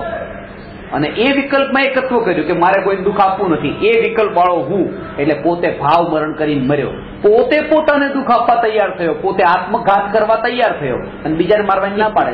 અને જે પોતે પોતાને મારી શકે કોઈને પણ મારી શકે, જે પોતે પોતાને મારી શકે કોઈને પણ મારી શકે. એટલા માટે જે બીજાને દુઃખ નથી આપવું એવો જે વિકલ્પ જે મરે છે, આ એ વિકલ્પમાં જ પોતાપણું કરીને પોતે મરે છે કે આ વિકલ્પ તે મારો, હું મર્યો, કારણ કે વિકલ્પ મરી જાય. કોઈને દુઃખ નથી પહોંચાડવું, એવો વિકલ્પ.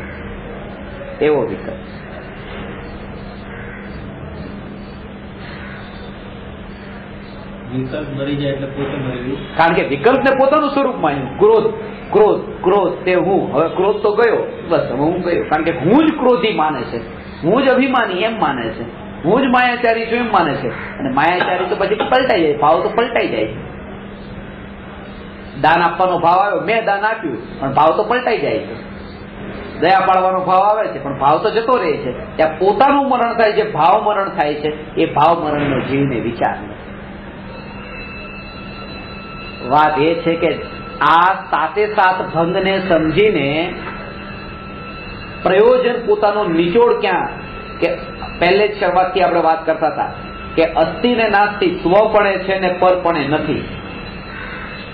પરપણે નથી એટલે કોનાપણે નથી આત્મા? બહુ સરસ. ઔદયિક ભાવ જેટલા વિકલ્પ છે એ વિકલ્પપણે નથી. એને અહીંયા પર કયા છે. ધન ધાન્ય દાસ દાસી સોનું ચાંદી એની અહીંયા વાત નથી. એ અંતરની વાત છે.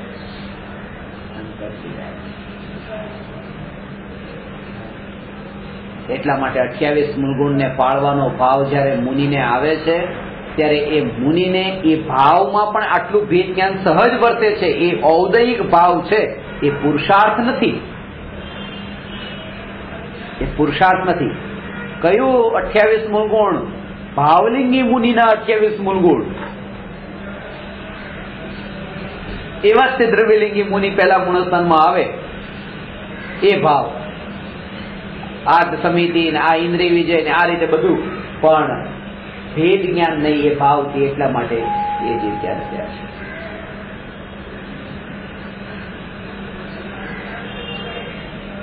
એનો અર્થ એ થયો કે આ સ્વપણે છે ને પરપણે નથી. આ અનેકાંત દ્રષ્ટિએ આ સ્વરૂપને જોયું. આ તો નહીંની વાત થઈ. પ્રમાણની રીતે જો તમે જો તો પ્રમાણમાં બધું આખું દ્રવ્ય ગર્ભિત થાય છે. આમાં તો એક જ અંશ લીધો. એનો કયો અંશ લીધો? ના, આમાં એક અંશ લીધો કે સ્વપણે છે ને પરપણે નથી. તો સ્વપણે છે એટલે અસ્થિ અને પરપણે નથી એટલે નાસ્તિ. તો વસ્તુમાં જે અસ્તિત્વ અને નાસ્તિત્વ નામના જે બે ધર્મ છે પરસ્પર વિરોધી. સમજાણી વાત? આ વસ્તુ પોતાપણે છે ને પરપણે નથી. તો અસ્તિત્વ અને નાસ્તિત્વ વાળા જે બે ધર્મ છે એની આ વાત થઈ. આ તો નહીં સપ્તભંગીની વાત થઈ. પણ પ્રમાણ સપ્તભંગીમાં શું છે કે એક અસ્થિ નાસ્તિ ધર્મની વાત નથી.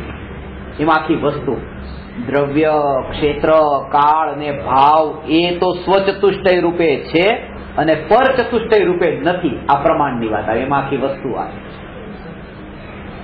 પ્રમાણમાં આ એક તો એક અંશની વાત હતી. પહેલી વાર સાંભળ્યું હશે. સમજાયું તો પછી સમજાયું તો સમજાયું. પેલા નથી, પહેલી વાર સંભળાયું. આ એક અંશની વાત હતી કે એક અંશ બીજા અંશ રૂપે નથી. અસ્તિત્વ અને નાસ્તિત્વ.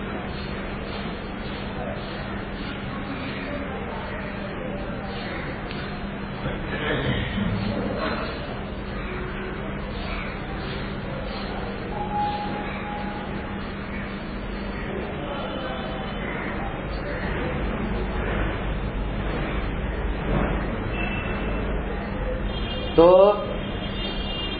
દ્રવ્ય, ક્ષેત્ર, કાળ ને ભાવ એ ચારને એક શબ્દમાં કહેવાય છે ચતુષ્ટય. અને પોતાના ચતુષ્ટયના માટે શબ્દ વાપરો સ્વચતુષ્ટય, જે પોતે, અને બીજા જે છે એના માટે પર ચતુષ્ટય. તો સ્વચતુષ્ટય રૂપે તો છે અને પર ચતુષ્ટય રૂપે નથી. આ રીતે જે અસ્થિ નાસ્તિ પૂર્વક જે આ સાતેય ઘટિત થાય છે એને કહેવામાં આવે છે પ્રમાણ સપ્તભંગી.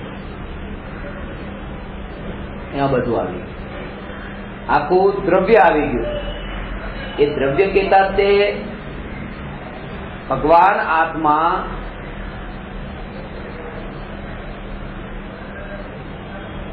અત્યારે ત્રણ વાત આમાં સમજો.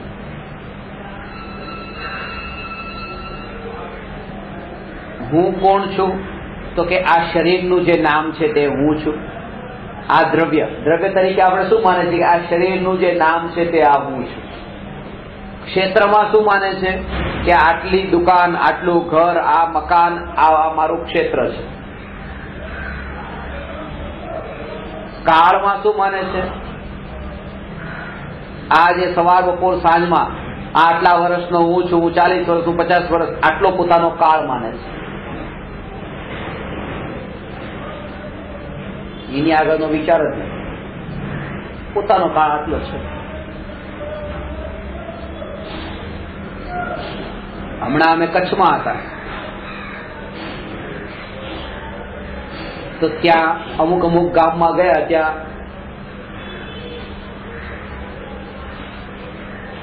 પ્રવચન થયા. થોડી ધરતીકંપની વાત થઈ. 2001માં ધરતીકંપ થયો હતો. તો એક નાની બેબી છે જેનો 2006માં જન્મ થયો છે.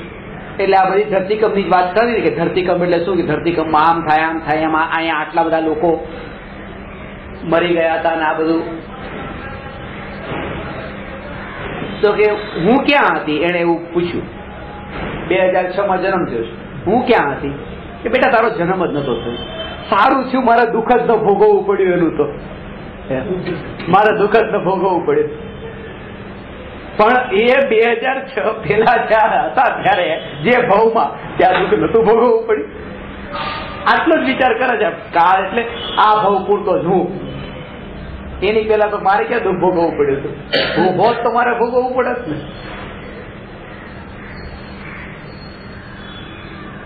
કોઈ દીકરો એવું કામ કરે તરત જ મા બાપ કહે અરે આના કરતા તો અમે મરી ગયા હોત તો સારું હતું.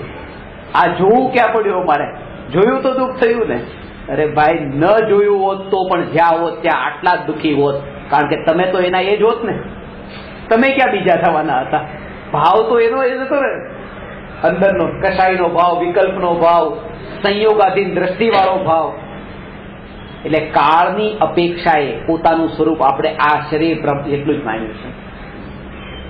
અને ભાવમાં આ ક્રોધાદી, રાગાદી, વિકલ્પ ભાવ જે છે એને જ પોતાના ભાવ માન્યા છે. આ પોતાનું સ્વરૂપ નહીં, અત્યંત દૂરના છે. અત્યંત દૂરના છે.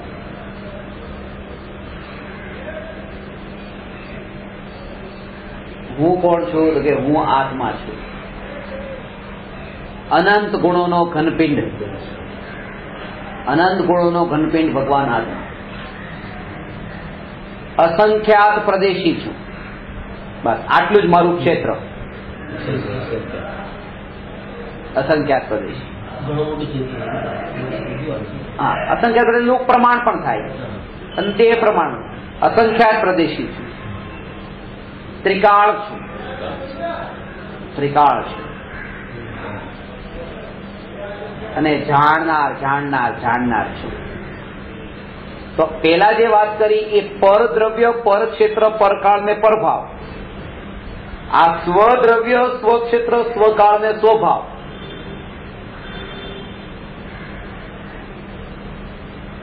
એનાથી પણ અંદર આવવાનું છે. આ પણ હું નથી. કારણ કે અનંત ગુણો આવ્યા ને, અનંત ગુણોનો ઘનપિંડ, ત્યાં વિકલ્પ થાય પાછો. અસંખ્યાત પ્રદેશી તો અસંખ્ય વિકલ્પ થયા. અનંત ગુણો અનંત વિકલ્પ થયા. ત્રિકાળ, 3 કાળમાં અનંત સમયોની અનંત વિકલ્પ થયા. જાણનાર જાણનાર જાણનાર, દરેક સમયે જાણનાર, તો આટલા અનંત વિકલ્પ થયા. એટલા માટે આ બધામાં પણ અભેદ, અખંડ, એક એવો જ એક ન્યાયક ભાવ. એટલે અસંખ્યાત પ્રદેશનો અનુભવ નથી. જેવી રીતે આત્માના અનુભવીને અનંત ગુણોનો અનુભવ નથી હોતો, એવી રીતે અસંખ્ય પ્રદેશનો અનુભવ નથી હોતો. અસંખ્યાત પ્રદેશી આત્મા છે પણ અસંખ્યાત પ્રદેશનો અનુભવ નથી હોતો. કેમ નથી હોતો? તો કે છે કે અનંત ગુણોનો અનુભવ ન હોય ને કેમ હોય? કે અનંત ગુણોના પિંડરૂપ એક ભગવાન આત્મા અભેદ. અભેદ એવી રીતે અસંખ્ય પ્રદેશોના ભેદ છે અને અસંખ્ય પ્રદેશોના ભેદમાં જે ભેદાતો નથી એવો અભેદ. અભેદ એટલે જ્યાં કીધું ક્ષેત્ર માટે અખંડ, જે ખંડિત થતો નથી તે અખંડ.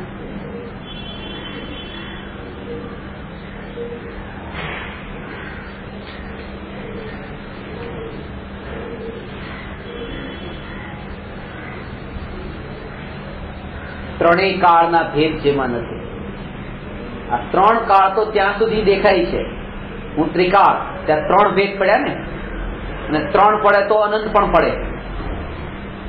કારણ કે ભૂતકાળ તો ભૂતકાળમાં અનંત, ભવિષ્યકાળ એમાં અનંત આનંદ, આ બધા ભેદ પડશે. એટલા માટે આખી જે આમ જે બતાવી કે આ બાજુ જે આ બધી જે રેખા છે, આ બિંદુ છે અને આ રેખા છે, તો જે રેખા જે છે એ રેખા ત્રિકાળ નથી. એ ત્રિકાળ કેતા તે બધો ભેદ પડે છે. એ તો એક છે ને. ત્રિકાળ કેતા આ વર્તમાન, ભૂતકાળ, ભૂતકાળ, ભૂતકાળ, ભૂતકાળ, ભવિષ્યકાળ, ભવિષ્યકાળ, ભવિષ્યકાળ, આ ભેદ પડે ત્રિકાળ કેતા. પણ રેખા તો એક છે. એટલા માટે જેમાં કાળનો ભેદ નથી એવો તે એક આખું સર્વાંગ સ્વરૂપ એનું આવે છે. ખાલી શબ્દ તેની થોડી ઘણી સમજાતી હશે, ગભરાવું નહીં, થશે, એ પણ સમજાશે. ભાવથી ભેદ જ્ઞાન થશે તો એ સમજાશે. હા, ભાવથી ભેદ જ્ઞાન થશે તો એ સમજાશે.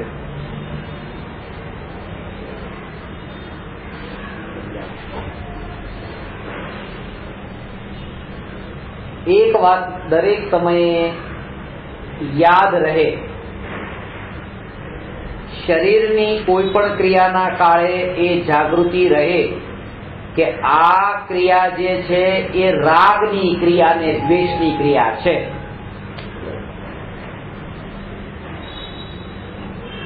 બોલવાની ક્રિયા રાગની ક્રિયા છે, આ મારી ક્રિયા નથી. કારણ કે રાગ મારું સ્વરૂપ નથી, એ ઔદયિક ભાવ છે. તો જ્યારે બોલવાની ક્રિયા થતી હોય એને રાગની ક્રિયા કીધી, તો મેં શું કામ કર્યું કે હું ભગવાન આત્મા એ સમયે પણ પોતાના ધ્રુવપણામાં સ્થિત.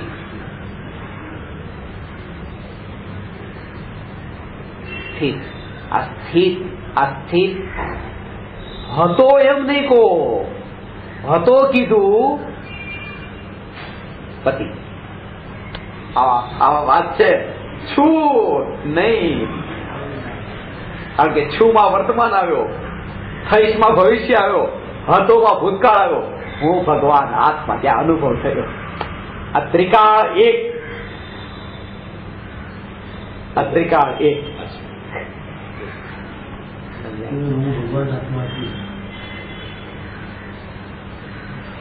આ ખુરશી છે, આને ખુરશી કેમ કહો છો તમે? આ ખુરશી એટલા માટે કહો છો. આને ખુરશી કહેવા પાછળનું પ્રયોજન એ છે કારણ કે ખુરશી તૂટી જવાની છે, ટુકડા થઈ જશે, પછી ખુરશી નહીં રહે.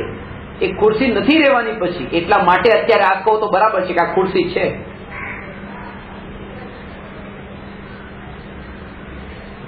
એને વર્તમાનમાં ખુરશી કહેવાનું પ્રયોજન શું? વર્તમાનમાં ખુરશી કહેવાનું પ્રયોજન એ કે આની પેલા ખુરશી નથી અને આની પછી ખુરશી નહીં રહી, એટલા માટે વર્તમાનમાં આને ખુરશી કીધી.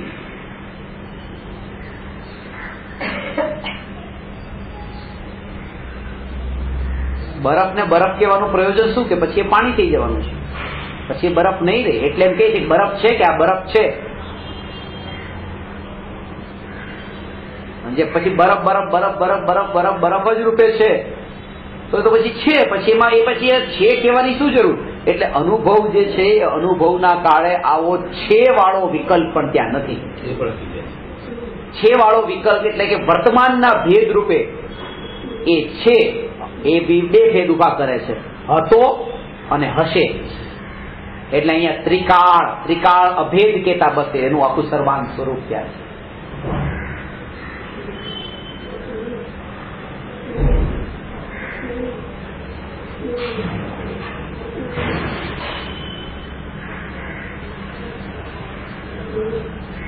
જ્યાં આ પર ઉપરની દ્રષ્ટિ હતી, પર દ્રવ્ય ક્ષેત્ર કાળ ભાવ, પરભાવ ને સ્વભાવ વચ્ચેનો ભેદ. જ્યારે પોતાના આત્મામાં ઉત્પન્ન થતા જે વિકલ્પ છે એનાથી ભેદ થાય. અહીંયા ભેદ જ્ઞાનનો ઉપદેશ છે, તો પર આત્મામાં જે ઉત્પન્ન થતા વિકલ્પો એ તો બહુ દૂર નથી. પણ આપણા અંદર જે વિકલ્પો ઉત્પન્ન થાય એમાં મોટા ભાગના વિકલ્પોમાં પરના વિકલ્પો કેટલાય કારણભૂત છે.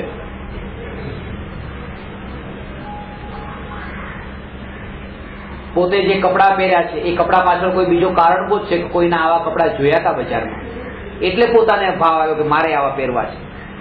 પોતાના પહેરવાનું, પોતાના દાગીના પહેરવાનું, પોતાનું ચાલવાનું, પોતાનું બોલવાનું, પોતાનું હસવાનું, પોતાનું બેસવું ઉઠવું, આ ક્યાંકથી નકલ જ કરી છે. કોઈ પાસે જોઈ જોઈને આ બધું શીખ્યો છે. આમાં પોતાનું એનું કઈ છે જ નહીં. અહીંયા એ કહે છે કે પોતાના વિકલ્પ સાથે મારે પ્રયોજન નથી, તો બીજાના વિકલ્પ સાથે શું લાગે વળગી? એટલે કે બીજાને જે વિકલ્પ થતા હતા પહેરવા, ઓઢવા, ખાવા પીવાના, શીખી તો આવ્યા નતા.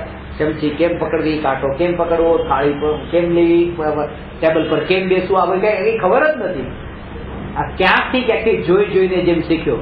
અહીંયા કહે છે કે અહીંયા જે ઉત્પન્ન થયા, જે શીખ્યો જે વિકલ્પો, એ વિકલ્પ સાથે પોતાને કઈ લાગતું વળગતું નથી, તો બીજાના વિકલ્પમાં શું?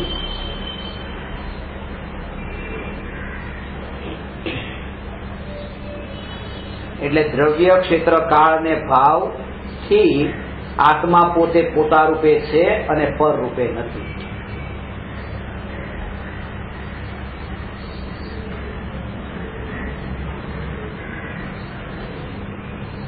આ લોકમાં અહીંયા જન્મ પછી જેટલું અસ્તિત્વ ઊભું કર્યું,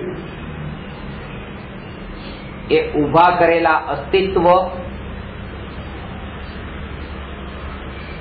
એ ભાવ એનો ગૌણ થતો જાય, ગૌણ થતો જાય. એ ભાવ અસ્તિત્વ અસ્તિત્વ અસ્તિત્વ જે રૂપે કર્યું એ રૂપે તત્વના વિચારના બળ પર એ જાગૃતિપૂર્વક જ્યાં એમ લાગે કે આ દીકરો મારો બહુ સારો છે, કે પત્ની મારી બહુ સારી છે, ઘર બહુ સારું છે, ત્યાં એ જાગૃતિ વર્તે કે આ પોતાની પરિસ્થિતિ વર્તમાનની જે છે, ભૂતકાળમાં જે સંસ્કારમાં ભણાયેલો છે, આ બધું જે સારું સારું સારું આવા વિકલ્પો જે મને ઉત્પન્ન થાય છે, આ પોતાની વર્તમાનની સ્થિતિ બતાવી રહ્યો છું. વર્તમાન સ્થિતિ બતાવી રહ્યો છું. એ વિકલ્પ જે ઉત્પન્ન થયો છે કે આ બહુ સારા છે ને આ બહુ સારા છે ને આ બહુ સારા છે, કે બહુ ખરાબ છે, એ વિકલ્પ શું મારે કરવાની ઈચ્છા હતી? ઘણી વખત એવું લાગે છે ને,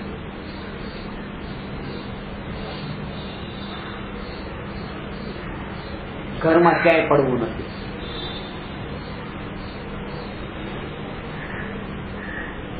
છોકરા જે કરતા એ કરે, એમાં ક્યાંય પડવું નથી. પણ તેમ છતાંય કે ક્યારેક જો દીકરો દીકરાની ઝઘડતા હોય તો વચ્ચે પડવાનો વિકલ્પ આવે છે. ભાઈ જવા દો ને, હવે જવા દો, તમે નથી ઈચ્છતા તો શું કામ પડો છો વચ્ચે? એની પાછળનું આ કારણ છે. જે નથી ઈચ્છતો તેમ છતાં પણ પડે છે, કારણ કે જે ભાવ છે એ ભાવ એના હાથમાં છે નહીં, એ વાતનો એ સ્વીકાર નથી કરતો, એટલા માટે અધર્મ ઉભો થાય છે. એને ભાવવાળો જે પક્ષ છે, ભાવવાળા પક્ષને પોતાના ખાતામાં માન્યો છે કે આ એક જ મારા હાથમાં, બાકી બધું બીજાના છે. એટલા માટે મોટા ભાગે મા બાપને આવો પ્રશ્ન થાય કે છોકરાને ભણાવવા ગણાવવા નહીં, એ વાત અલગ છે, પાસ થાય નપાસ થાય એના ઉપર છોડી દઈએ, પણ એને ભણાવવાનો નહીં, એને ભણાવવાનો નહીં. શું પુરુષાર્થ, શું ભણાવવાનું નહીં દીકરાને? એના ઉદય પ્રમાણે ભણશે એમ નહીં. એ ભણાવવાનો કે ન ભણાવવાનો જે વિકલ્પ ઉત્પન્ન થયો, એ વિકલ્પથી જુદો ન્યાયક તે હું. બસ આ પુરુષાર્થ આપણે ત્યાં ઘટિત કરીએ છીએ કે એ મારે ભણાવો કે ન ભણાવો, ભણાવો કે ન ભણાવો. પણ આ ભણાવવા ન ભણાવવાના વિકલ્પ અહીંયા ઉત્પન્ન થાય છે, ત્યાંથી ભેદ જ્ઞાન થાય. કારણ કે એ જે વિકલ્પ ઉત્પન્ન થયો એ વિકલ્પ સાક્ષાત જળ છે, એ વિકલ્પ જાણતો નથી, એ વિકલ્પ ઔદયિક ભાવ છે, એ વિકલ્પ ક્ષણભર માટેનો છે, એ વિકલ્પ પર છે ને મારું સ્વરૂપ નથી. હું ભગવાન આત્મા નિત્ય છું, કર્મોના ઉદયના ભાવથી જુદો છું, જાણનાર માત્ર છું, વેદન લક્ષણ વાળો છું, પ્રત્યક્ષ છું, ત્રિકાળી છું, શુદ્ધ છું અને એ જ હું છું.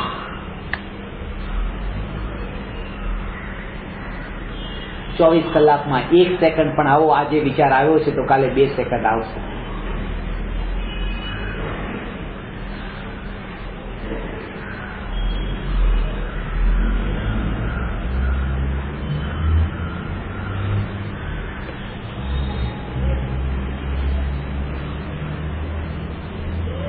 વિકલ્પ જે રહ્યા કરીએ પછી એનો બીજા ભાવમાં શું થાય? બધું રહે છે વિકલ્પ, એનો ભાવ જ ન હોય, પછી એનો ભાવ ન હોય એટલે એનો ભાવ ન હોય એનો અર્થ શું કે હવે એ પોતે પોતાના જ્ઞાન જે સ્વભાવ છે એ સ્વભાવનું જોર એટલું હોય છે કે હવે જે એક ક્ષણે મળતો જે રાગાદી વિકલ્પનો ભાવ હતો એ ભાવથી પણ હવે છૂટો પડીને જો ભેદ જ્ઞાન કરે છે તો હવે જે આ શરીર જે છે એ છૂટું પડે તો બહુ દૂરનું થયું. એને એક વિરાટ સ્વરૂપને અનુભવી લીધું.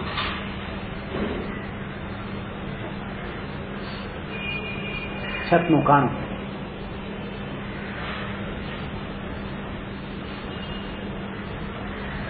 કાણામાંથી બહાર દેખતા લાગતું હતું તો આકાશ, આ આકાશ, આ આકાશ, આ જ આકાશ. અને કોઈએ કાણું બંધ કરી દીધું ત્યારે મારું આકાશ જસ્ટ થઈ ગયું, મારું બધું છીનવી લીધું, મારું બધું છીનવી લીધું. બધું નથી છીનવ્યું, તને અવસર આપ્યો છે બહાર નીકળવાનો. બહાર નીકળીને જો વિરાટ આકાશ છે. તું જે એને આકાશ માનતો તો એ આકાશ આકાશ નથી, એની સિવાય પણ કંઈક છે બહાર. આપણી સ્થિતિ એવી છે. આ આંખ છે ને એ કાણું છે, કાન કાણું છે, ઇન્દ્રિયો કાણા છે અને કાણામાંથી આત્માનો જે જ્ઞાન સ્વભાવ છે એ બહાર આ વસ્તુને જાણે છે.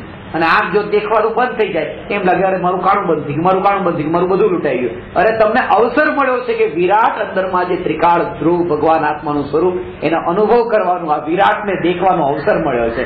બહાર નીકળો, આ બધામાંથી બહાર નીકળો. ત્યાં દુનિયા માટે, અહીંયા કે અંદરમાં જાઓ. આ અંદરમાં જવાનો અવસર મળ્યો છે. આ કાણું બંધ થયું છે એનો અર્થ એમ નથી કે તમારું લૂંટાઈ ગયું. તમને અવસર મળ્યો કે હવે અંદરમાં જાઓ, હવે બહારમાં જોવા જેવું કઈ ન રહ્યું.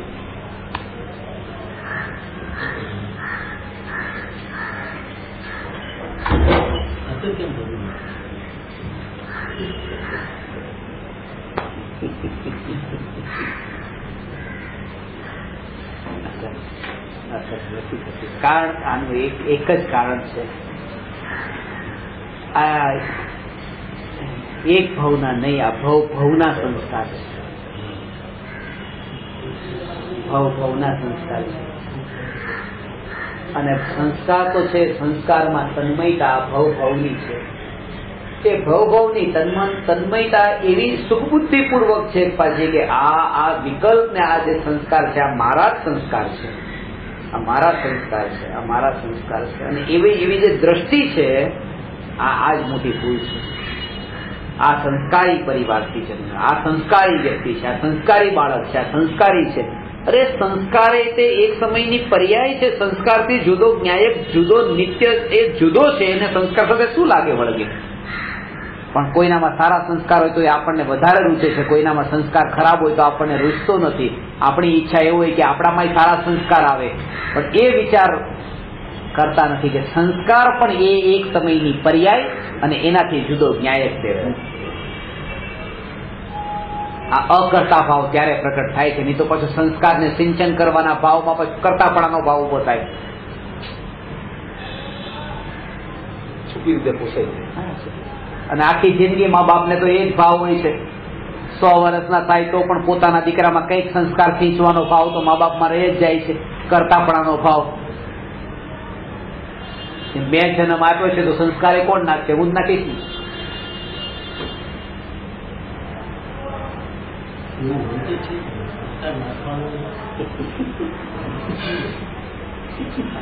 આ બધા વિકલ્પ આવે પ્રભુ, આ વિકલ્પ આવે કારણ કે આ અનાદિના સંસ્કાર છે તમારા. આમાં હકાર તમને હજી ન આવે પહેલી વારમાં. આ સાંભળતા હકાર ન આવે. તમે જેમ કીધી એ વાત બિલકુલ સાચી. સંસ્કાર મારું સ્વરૂપ નહીં ને હું ન્યાય, આવો હકાર ન આવે કારણ કે એ કે તમારો સંસ્કાર છે. વિકલ્પોમાં ને સંસ્કારની તન્મયતાનો સંસ્કાર, મિથ્યાત્વનો ગાઢ સંસ્કાર, કે જે એકત્વ ભાવ ઉભો કરે છે એ પર્યાયમાં આવું થશે. શરૂઆત છે ને, હજી થશે શરૂઆત. આ પહેલું ઢગલું માંગે છે એટલા માટે ચાલે. પહેલું ઢગલું છે.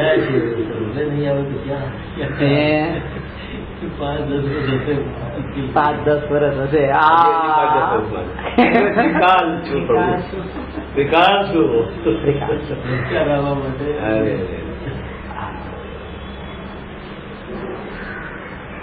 બે માં કેટલો ફરક છે.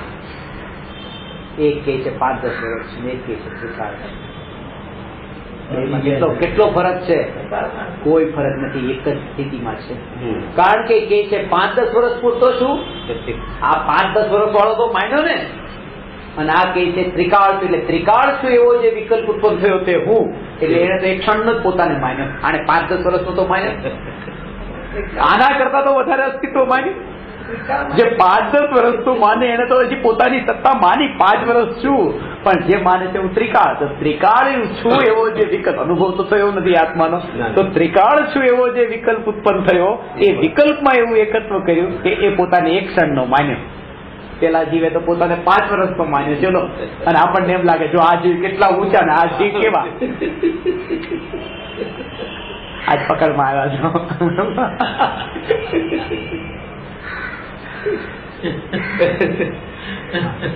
તમે વિચાર કરજો કે એક વ્યક્તિ પૈસાને પકડીને બેઠો છે કે જે 25 વર્ષથી એની પાસે છે મારા મારા મારા એમ માને છે, અને બીજી વ્યક્તિ છે જેને આમ નામ આપી દે છે દાનમાં, અને એમ માને છે કે દાનમાં આપવાનો જે વિકલ્પ થયો એ મારો. તો પેલા તો 25 વર્ષ રહેવા વાળી વસ્તુને મારી માની. ચલો, અને તો એક ક્ષણ માટે જે હતું એમાં એવો તન્મય થઈ ગયો, અનિત્ય, એવું અનિત્ય કે જે એક ક્ષણથી બીજા ક્ષણે નતું, આગલી ક્ષણે જેનું અસ્તિત્વ નતું, જે વ્યય પામવાનું હતું, એવા વિકલ્પમાં જઈને ફસાયો છે.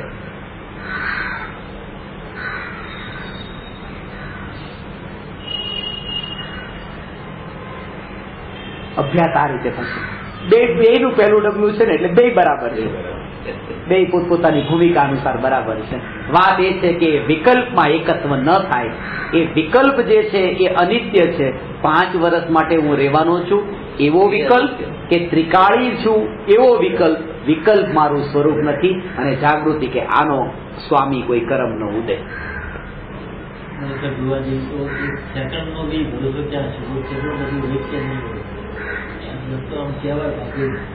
પણ એમાં બે વાત છે. તમે કોઈ 10 વર્ષ માટે અવધિ જ્ઞાની કોઈ એમ કહી દે કે તમારું 10 વર્ષનું જીવન પાકું છે, આ તારીખે તમારી ડેથ છે,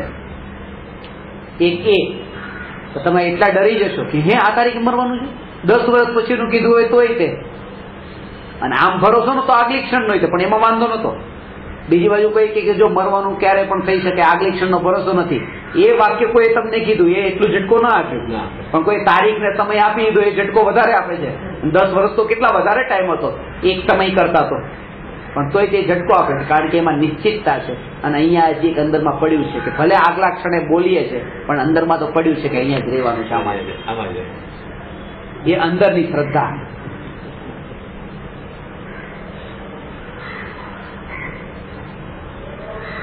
પરાધીનતા આનું નામ છે. પરાધીનતા આનું નામ છે.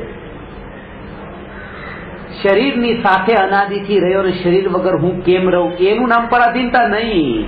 પરાધીનતા એનું નામ છે. આ જે વિકલ્પ ઉત્પન્ન થાય છે ને, વિકલ્પ વાળો હું નહીં તો પછી હું કોણ? આ વિકલ્પ મારું સ્વરૂપ નહીં તો હું કોણ?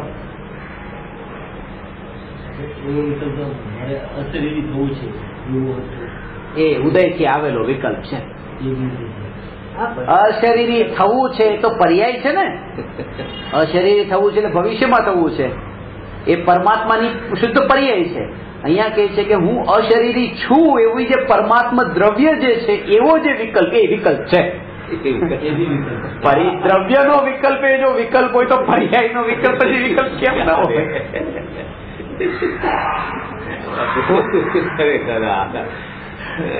ત્રિકાળ અશરીરી છું એ પણ એક વિકલ્પ છે, તો અશરીરી થવું છે એ તો પર્યાયની વાત આવી. પર્યાય દ્રવ્યનો વિકલ્પ પણ જો વિકલ્પ હોય તો પર્યાયના પછી નિર્વિકલ્પ કેમ કહેવાય?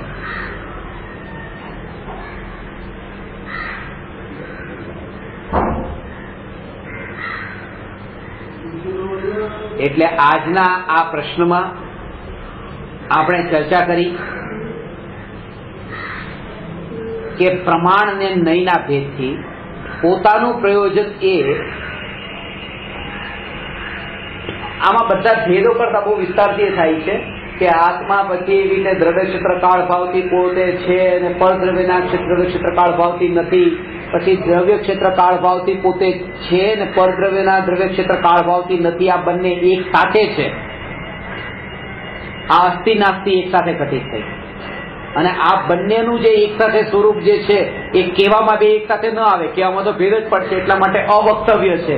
જયારે અસ્થિનું કહેવામાં આવશે ત્યારે નાસ્તિનું ન કહેવામાં આવે, એટલે અસ્થિનું ન કહેવામાં આવે જયારે નાસ્તિ કહે ત્યારે અસ્થિ અવક્તવ્ય, પછી નાસ્તિ અવક્તવ્ય, અને બંનેનું એક સાથે નથી કહેવામાં આવતું, એ અસ્થિ નાસ્તિ અવક્તવ્ય. એમ કરીને આ પ્રમાણ સપ્તભંગી છે, નય સપ્તભંગી છે. પ્રયોજનમાં એ છે કે ભેદ જ્ઞાન ને જાગૃતિ, એ આપણું પ્રયોજન છે, ભેદ જ્ઞાન ને જાગૃતિ. અને આ જાગૃતિ જેને છે ને એના માટે માનો કે તમારા આ 313 પ્રશ્ન થયા અને 1000 ન થયા તો તમારું અધૂરું કઈ નથી રહેતું. અત્યારે જો દેહ છૂટે ને તો અધૂરું કઈ રહેતું નથી. એટલા માટે કે આ પ્રયોજન 1000મો પ્રશ્ન પણ જયારે આપણે ભણતા હશું ત્યારે પણ વાત આ જ હશે કે જાગૃતિ જ ધર્મ છે ને બેહોશી અધર્મ છે. બેહોશી અધર્મ, આત્માની જાગૃતિ ખુલાસો કરી દો. કારણ કે તમારું પાછું જાગૃત હજી ત્યાં બેઠા છે, ખબર નથી, ઊંઘમાં છે. હું ભગવાન આત્મા એવી જે જાગૃતિ એ ધર્મ છે અને એ સિવાયની બેહોશી સહજતા.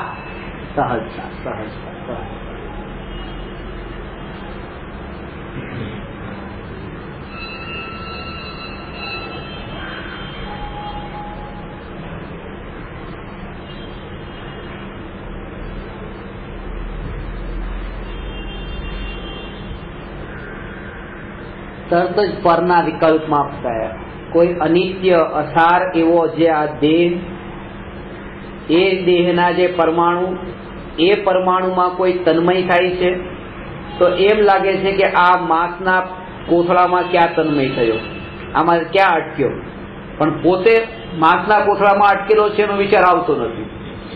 એનો વિચાર આવે છે પોતે આ શરીરમાં કેટલો આસક્ત થઈ રહ્યો છે એનો વિચાર આવતો નથી, બીજાનો વિચાર આવે છે. કઈ વાત આવો જે વિકલ્પ ઉત્પન્ન થયો કે એ આવો છે, પોતાનો વિકલ્પ ઉત્પન્ન નથી થતો, આવી જે સ્થિતિ છે આ સ્થિતિ છે, આ સ્થિતિ છે. અને હું ત્રિકાળ સ્થિત છું. આ પર્યાય છે, આ વિકલ્પ રૂપ જે પર્યાય છે, મને આ નથી. આનું ઓપરેશન કરવું પડે. આ ઓપરેશન જે છે ને એ બહુ ભવભવના સંસ્કારોનું ઓપરેશન છે. કાંટો કાઢવા માટે આમ કેમ ખોતરી બધું વ્યવસ્થિત આ ભવભવના સંસ્કાર છે. એટલા માટે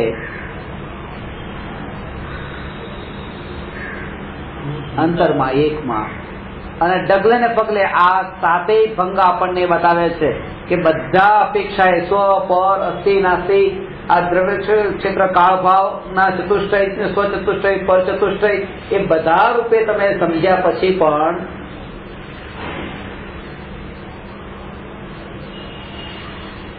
આપણને સ્વતંત્ર ને સ્વાધીન બનાવે છે. કેવા રૂપે? કે તમે પરાધીન ન બનો. પરાધીન ન બનો એટલે કે આ એકલાનો માર્ગ છે. આ એકલાનો માર્ગ છે. એકલાનો માર્ગ છે એટલે શું? કે તમે બધા નહીં, હું એકલો. આ એકલાનો માર્ગ છે. એટલો જેનો અર્થ નથી. આ તો વાત સાચી છે કે તમારા બધાને સાથે લઈને મારે આ સાધના નથી કરવાની. આ એકલાનો માર્ગ છે એટલે આમાં એકલો એટલે એક હું એમ નહીં. આ શરીર પણ અલગ ગયું, એ પણ પરની કેટેગરીમાં ગયું. એની સાથેનો માર્ગ નથી આ સાધનાનો. આ એકલાનો માર્ગ છે, આત્માનો માર્ગ છે. અહીંયા સુધી કે રાગાદી વિકલ્પ ઉત્પન્ન થાય છે એનો આ માર્ગ નથી. એકલો ન્યાયક, આ એકલાનો માર્ગ એટલે ન્યાયકનો માર્ગ છે. બીજો કોઈ એમાં નથી. આ માર્ગમાં ન્યાયક સિવાય બીજો કોઈ નથી. આ એકલાનો માર્ગ છે. અને જયારે હું એકલાનો માર્ગ તમને કહેતો ત્યારે મોટા ભાગે એવી રીતે કારણ કે ઘણા મહારાજ સાહેબો જે મારી પાસે ભણતા તો એમને જયારે એકલાનો માર્ગ કયો ત્યારે સંઘમાંથી છૂટા પડી ગયા અને પોતે એકલા અત્યારે અમુક અમુક જગ્યાએ રહે છે, કોઈ ઉપાશ્રયમાં રહે છે, કોઈ ગુફામાં પણ રહે છે. હા, ગુફામાં રહે છે, પાછા ક્યારેક ઉપાશ્રયમાં આવે છે, પણ એકલા, કોઈ સાથે નહીં, સંઘમાં નહીં, કારણ કે સાંભળી લીધું એકલાનો માર્ગ છે. પણ વાત એ છે 28 મૂળગુણ પડાય છે ત્યાં બરાબર પડાય છે.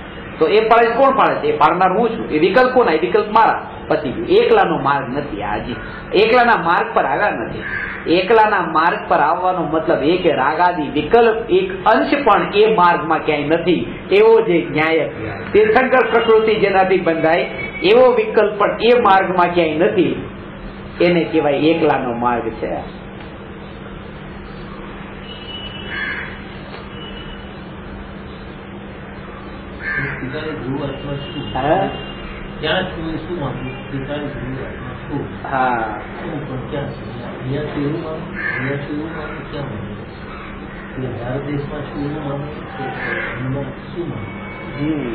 જ્યાં જ્યાં જ્ઞાન છે ત્યાં હું છું. જ્ઞાન ની બહાર હું ક્યાંય નથી. આ વાત તો આપણે જ્ઞાનથી ન્યાયિક સુધી પુસ્તકમાં બહુ વિસ્તારથી લખી છે. ગોળ ક્યાં છે? રસોડામાં છે, ડબ્બામાં છે, ટેબલમાં છે, મોઢામાં છે, પેટમાં છે. ગોળ ક્યાં છે? જ્યાં મીઠાશ છે. જ્ઞાન છે ત્યાં ભગવાન આત્મા છે. જ્યાં જ્ઞાન નથી ત્યાં ભગવાન આત્મા નથી. પછી ભાઈ જ્ઞાન ને પછી બાળકને શું લાગે વળગે? જ્ઞાન ને પછી શરીરને શું લાગે વળગે? જ્ઞાન છે ત્યાં હું, જ્ઞાન છે ત્યાં આત્મા.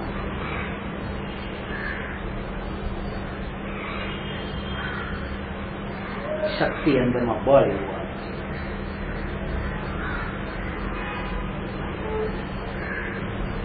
જાગૃતિ એવી ઠંડી પડે 5 ડિગ્રી ઠંડી, અને આપણે તો સ્વેટર પણ પહેરાવે, પણ ત્યાં બધા પશુઓ તમે દેખો, ઘેટા બકરા દેખો તો કપડા વગરના આમ ધ્રુજતા હોય. છે તો ખરા બિચાર. એનું શું એવો જે વિકલ્પ ઉત્પન્ન થયો એ જ ક્ષણે જાગૃતિ કે હું ત્રિકાળી ધ્રુવ ન્યાયક. શું વાત કરો છો કે આવામાં ક્યાં હું? અરે એક ક્ષણ એવી ન હોય ભેદ જ્ઞાન વગરની. કઠોર લાગશે કે આ જીવ કેટલો કઠોર છે, કે થોડોક રસ પડતો તો હજી અંદર કરુણામાં, થોડોક અંદર મજા આવતી હતી કે અરે બિચારા જો જીવ, અરે બિચારા. આવું આપણને જયારે કરવાનું ભાવ હોય ત્યારે આપણને એટલો રસ રૂચતો હોય એ ભાવ ખરેખર.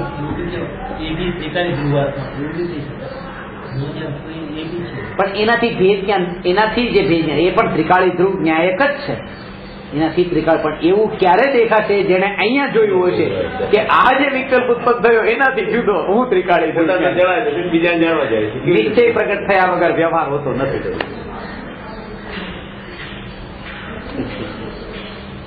પેલા પોતાને જાણે.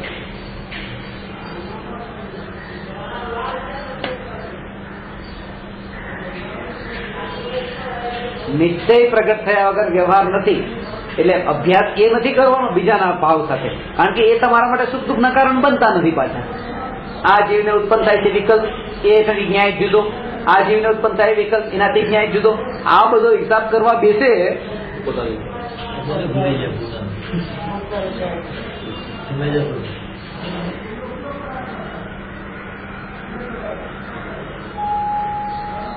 દરજીના કપડા જોઉં એવા ટાઈપના કપડા હશે, અને બીજાના કપડા એવા અપ ટુ ડેટ સીવેલા હશે. વાળદના વાળ જો એવા હશે, અને મલકના એવા કરતા હશે કે બીજાનું કરવા જાય એમાં પોતાનું રહી જાય છે. ખાસ વાત એ છે. માર્ચ એન્ડિંગ આવે, બધાનું બરાબર થઈ ગયું હોય એકાઉન્ટ, પણ સીએ નું પોતાનું જ બાકી રહી ગયું કારણ કે બીજાનું કરવા પોતાનું રહી જાય છે. આ એટલે કે આ રાગથી આ ન્યાય જુદો, આ રાગથી આ ન્યાય જુદો. પણ આ જે રાગથી જુદો નારાથી જુદો એવો જે વિકલ્પ અહીંયા ઉઠે છે, આ વિકલ્પથી આ ન્યાય જુદો છે. આ વિકલ્પથી આ ન્યાય જુદો છે.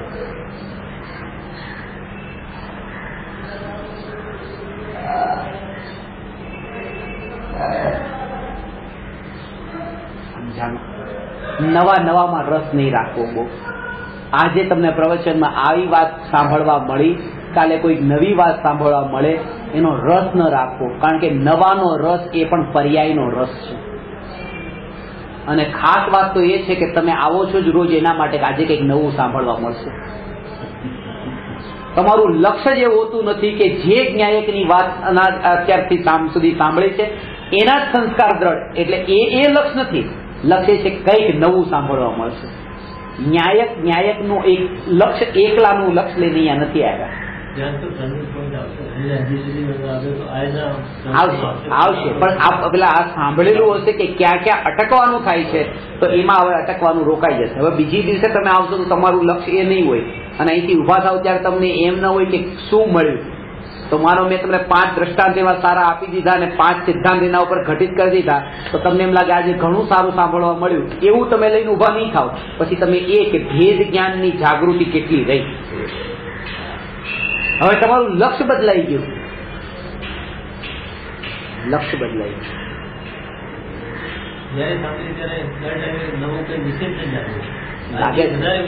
કારણ કે જોડાણ એ પર્યાયમાં છે, અહીં નહીં કે જે પર્યાયમાં નવું નવું પ્રગટ થયું. અંદર ત્રિકાળી ઉપરનું જોર નથી કે જેમાં કઈ નવું પ્રગટ નથી થતું. તો જયારે તમે અહીંથી ઉભા થાવ ત્યારે તમને એમ લાગે કે આ તો એનું એ જ છે, બીજું કઈ નથી. બસ ત્યારે સમજવું કે પાકા એવું લાગવું જોઈએ. લાગવું જોઈએ નહીં, અનુભવવું જોઈએ અંદરમાં. એવું અનુભવવું, એવું જયારે અનુભવમાં આવે છે ત્યારે તે જ્ઞાન.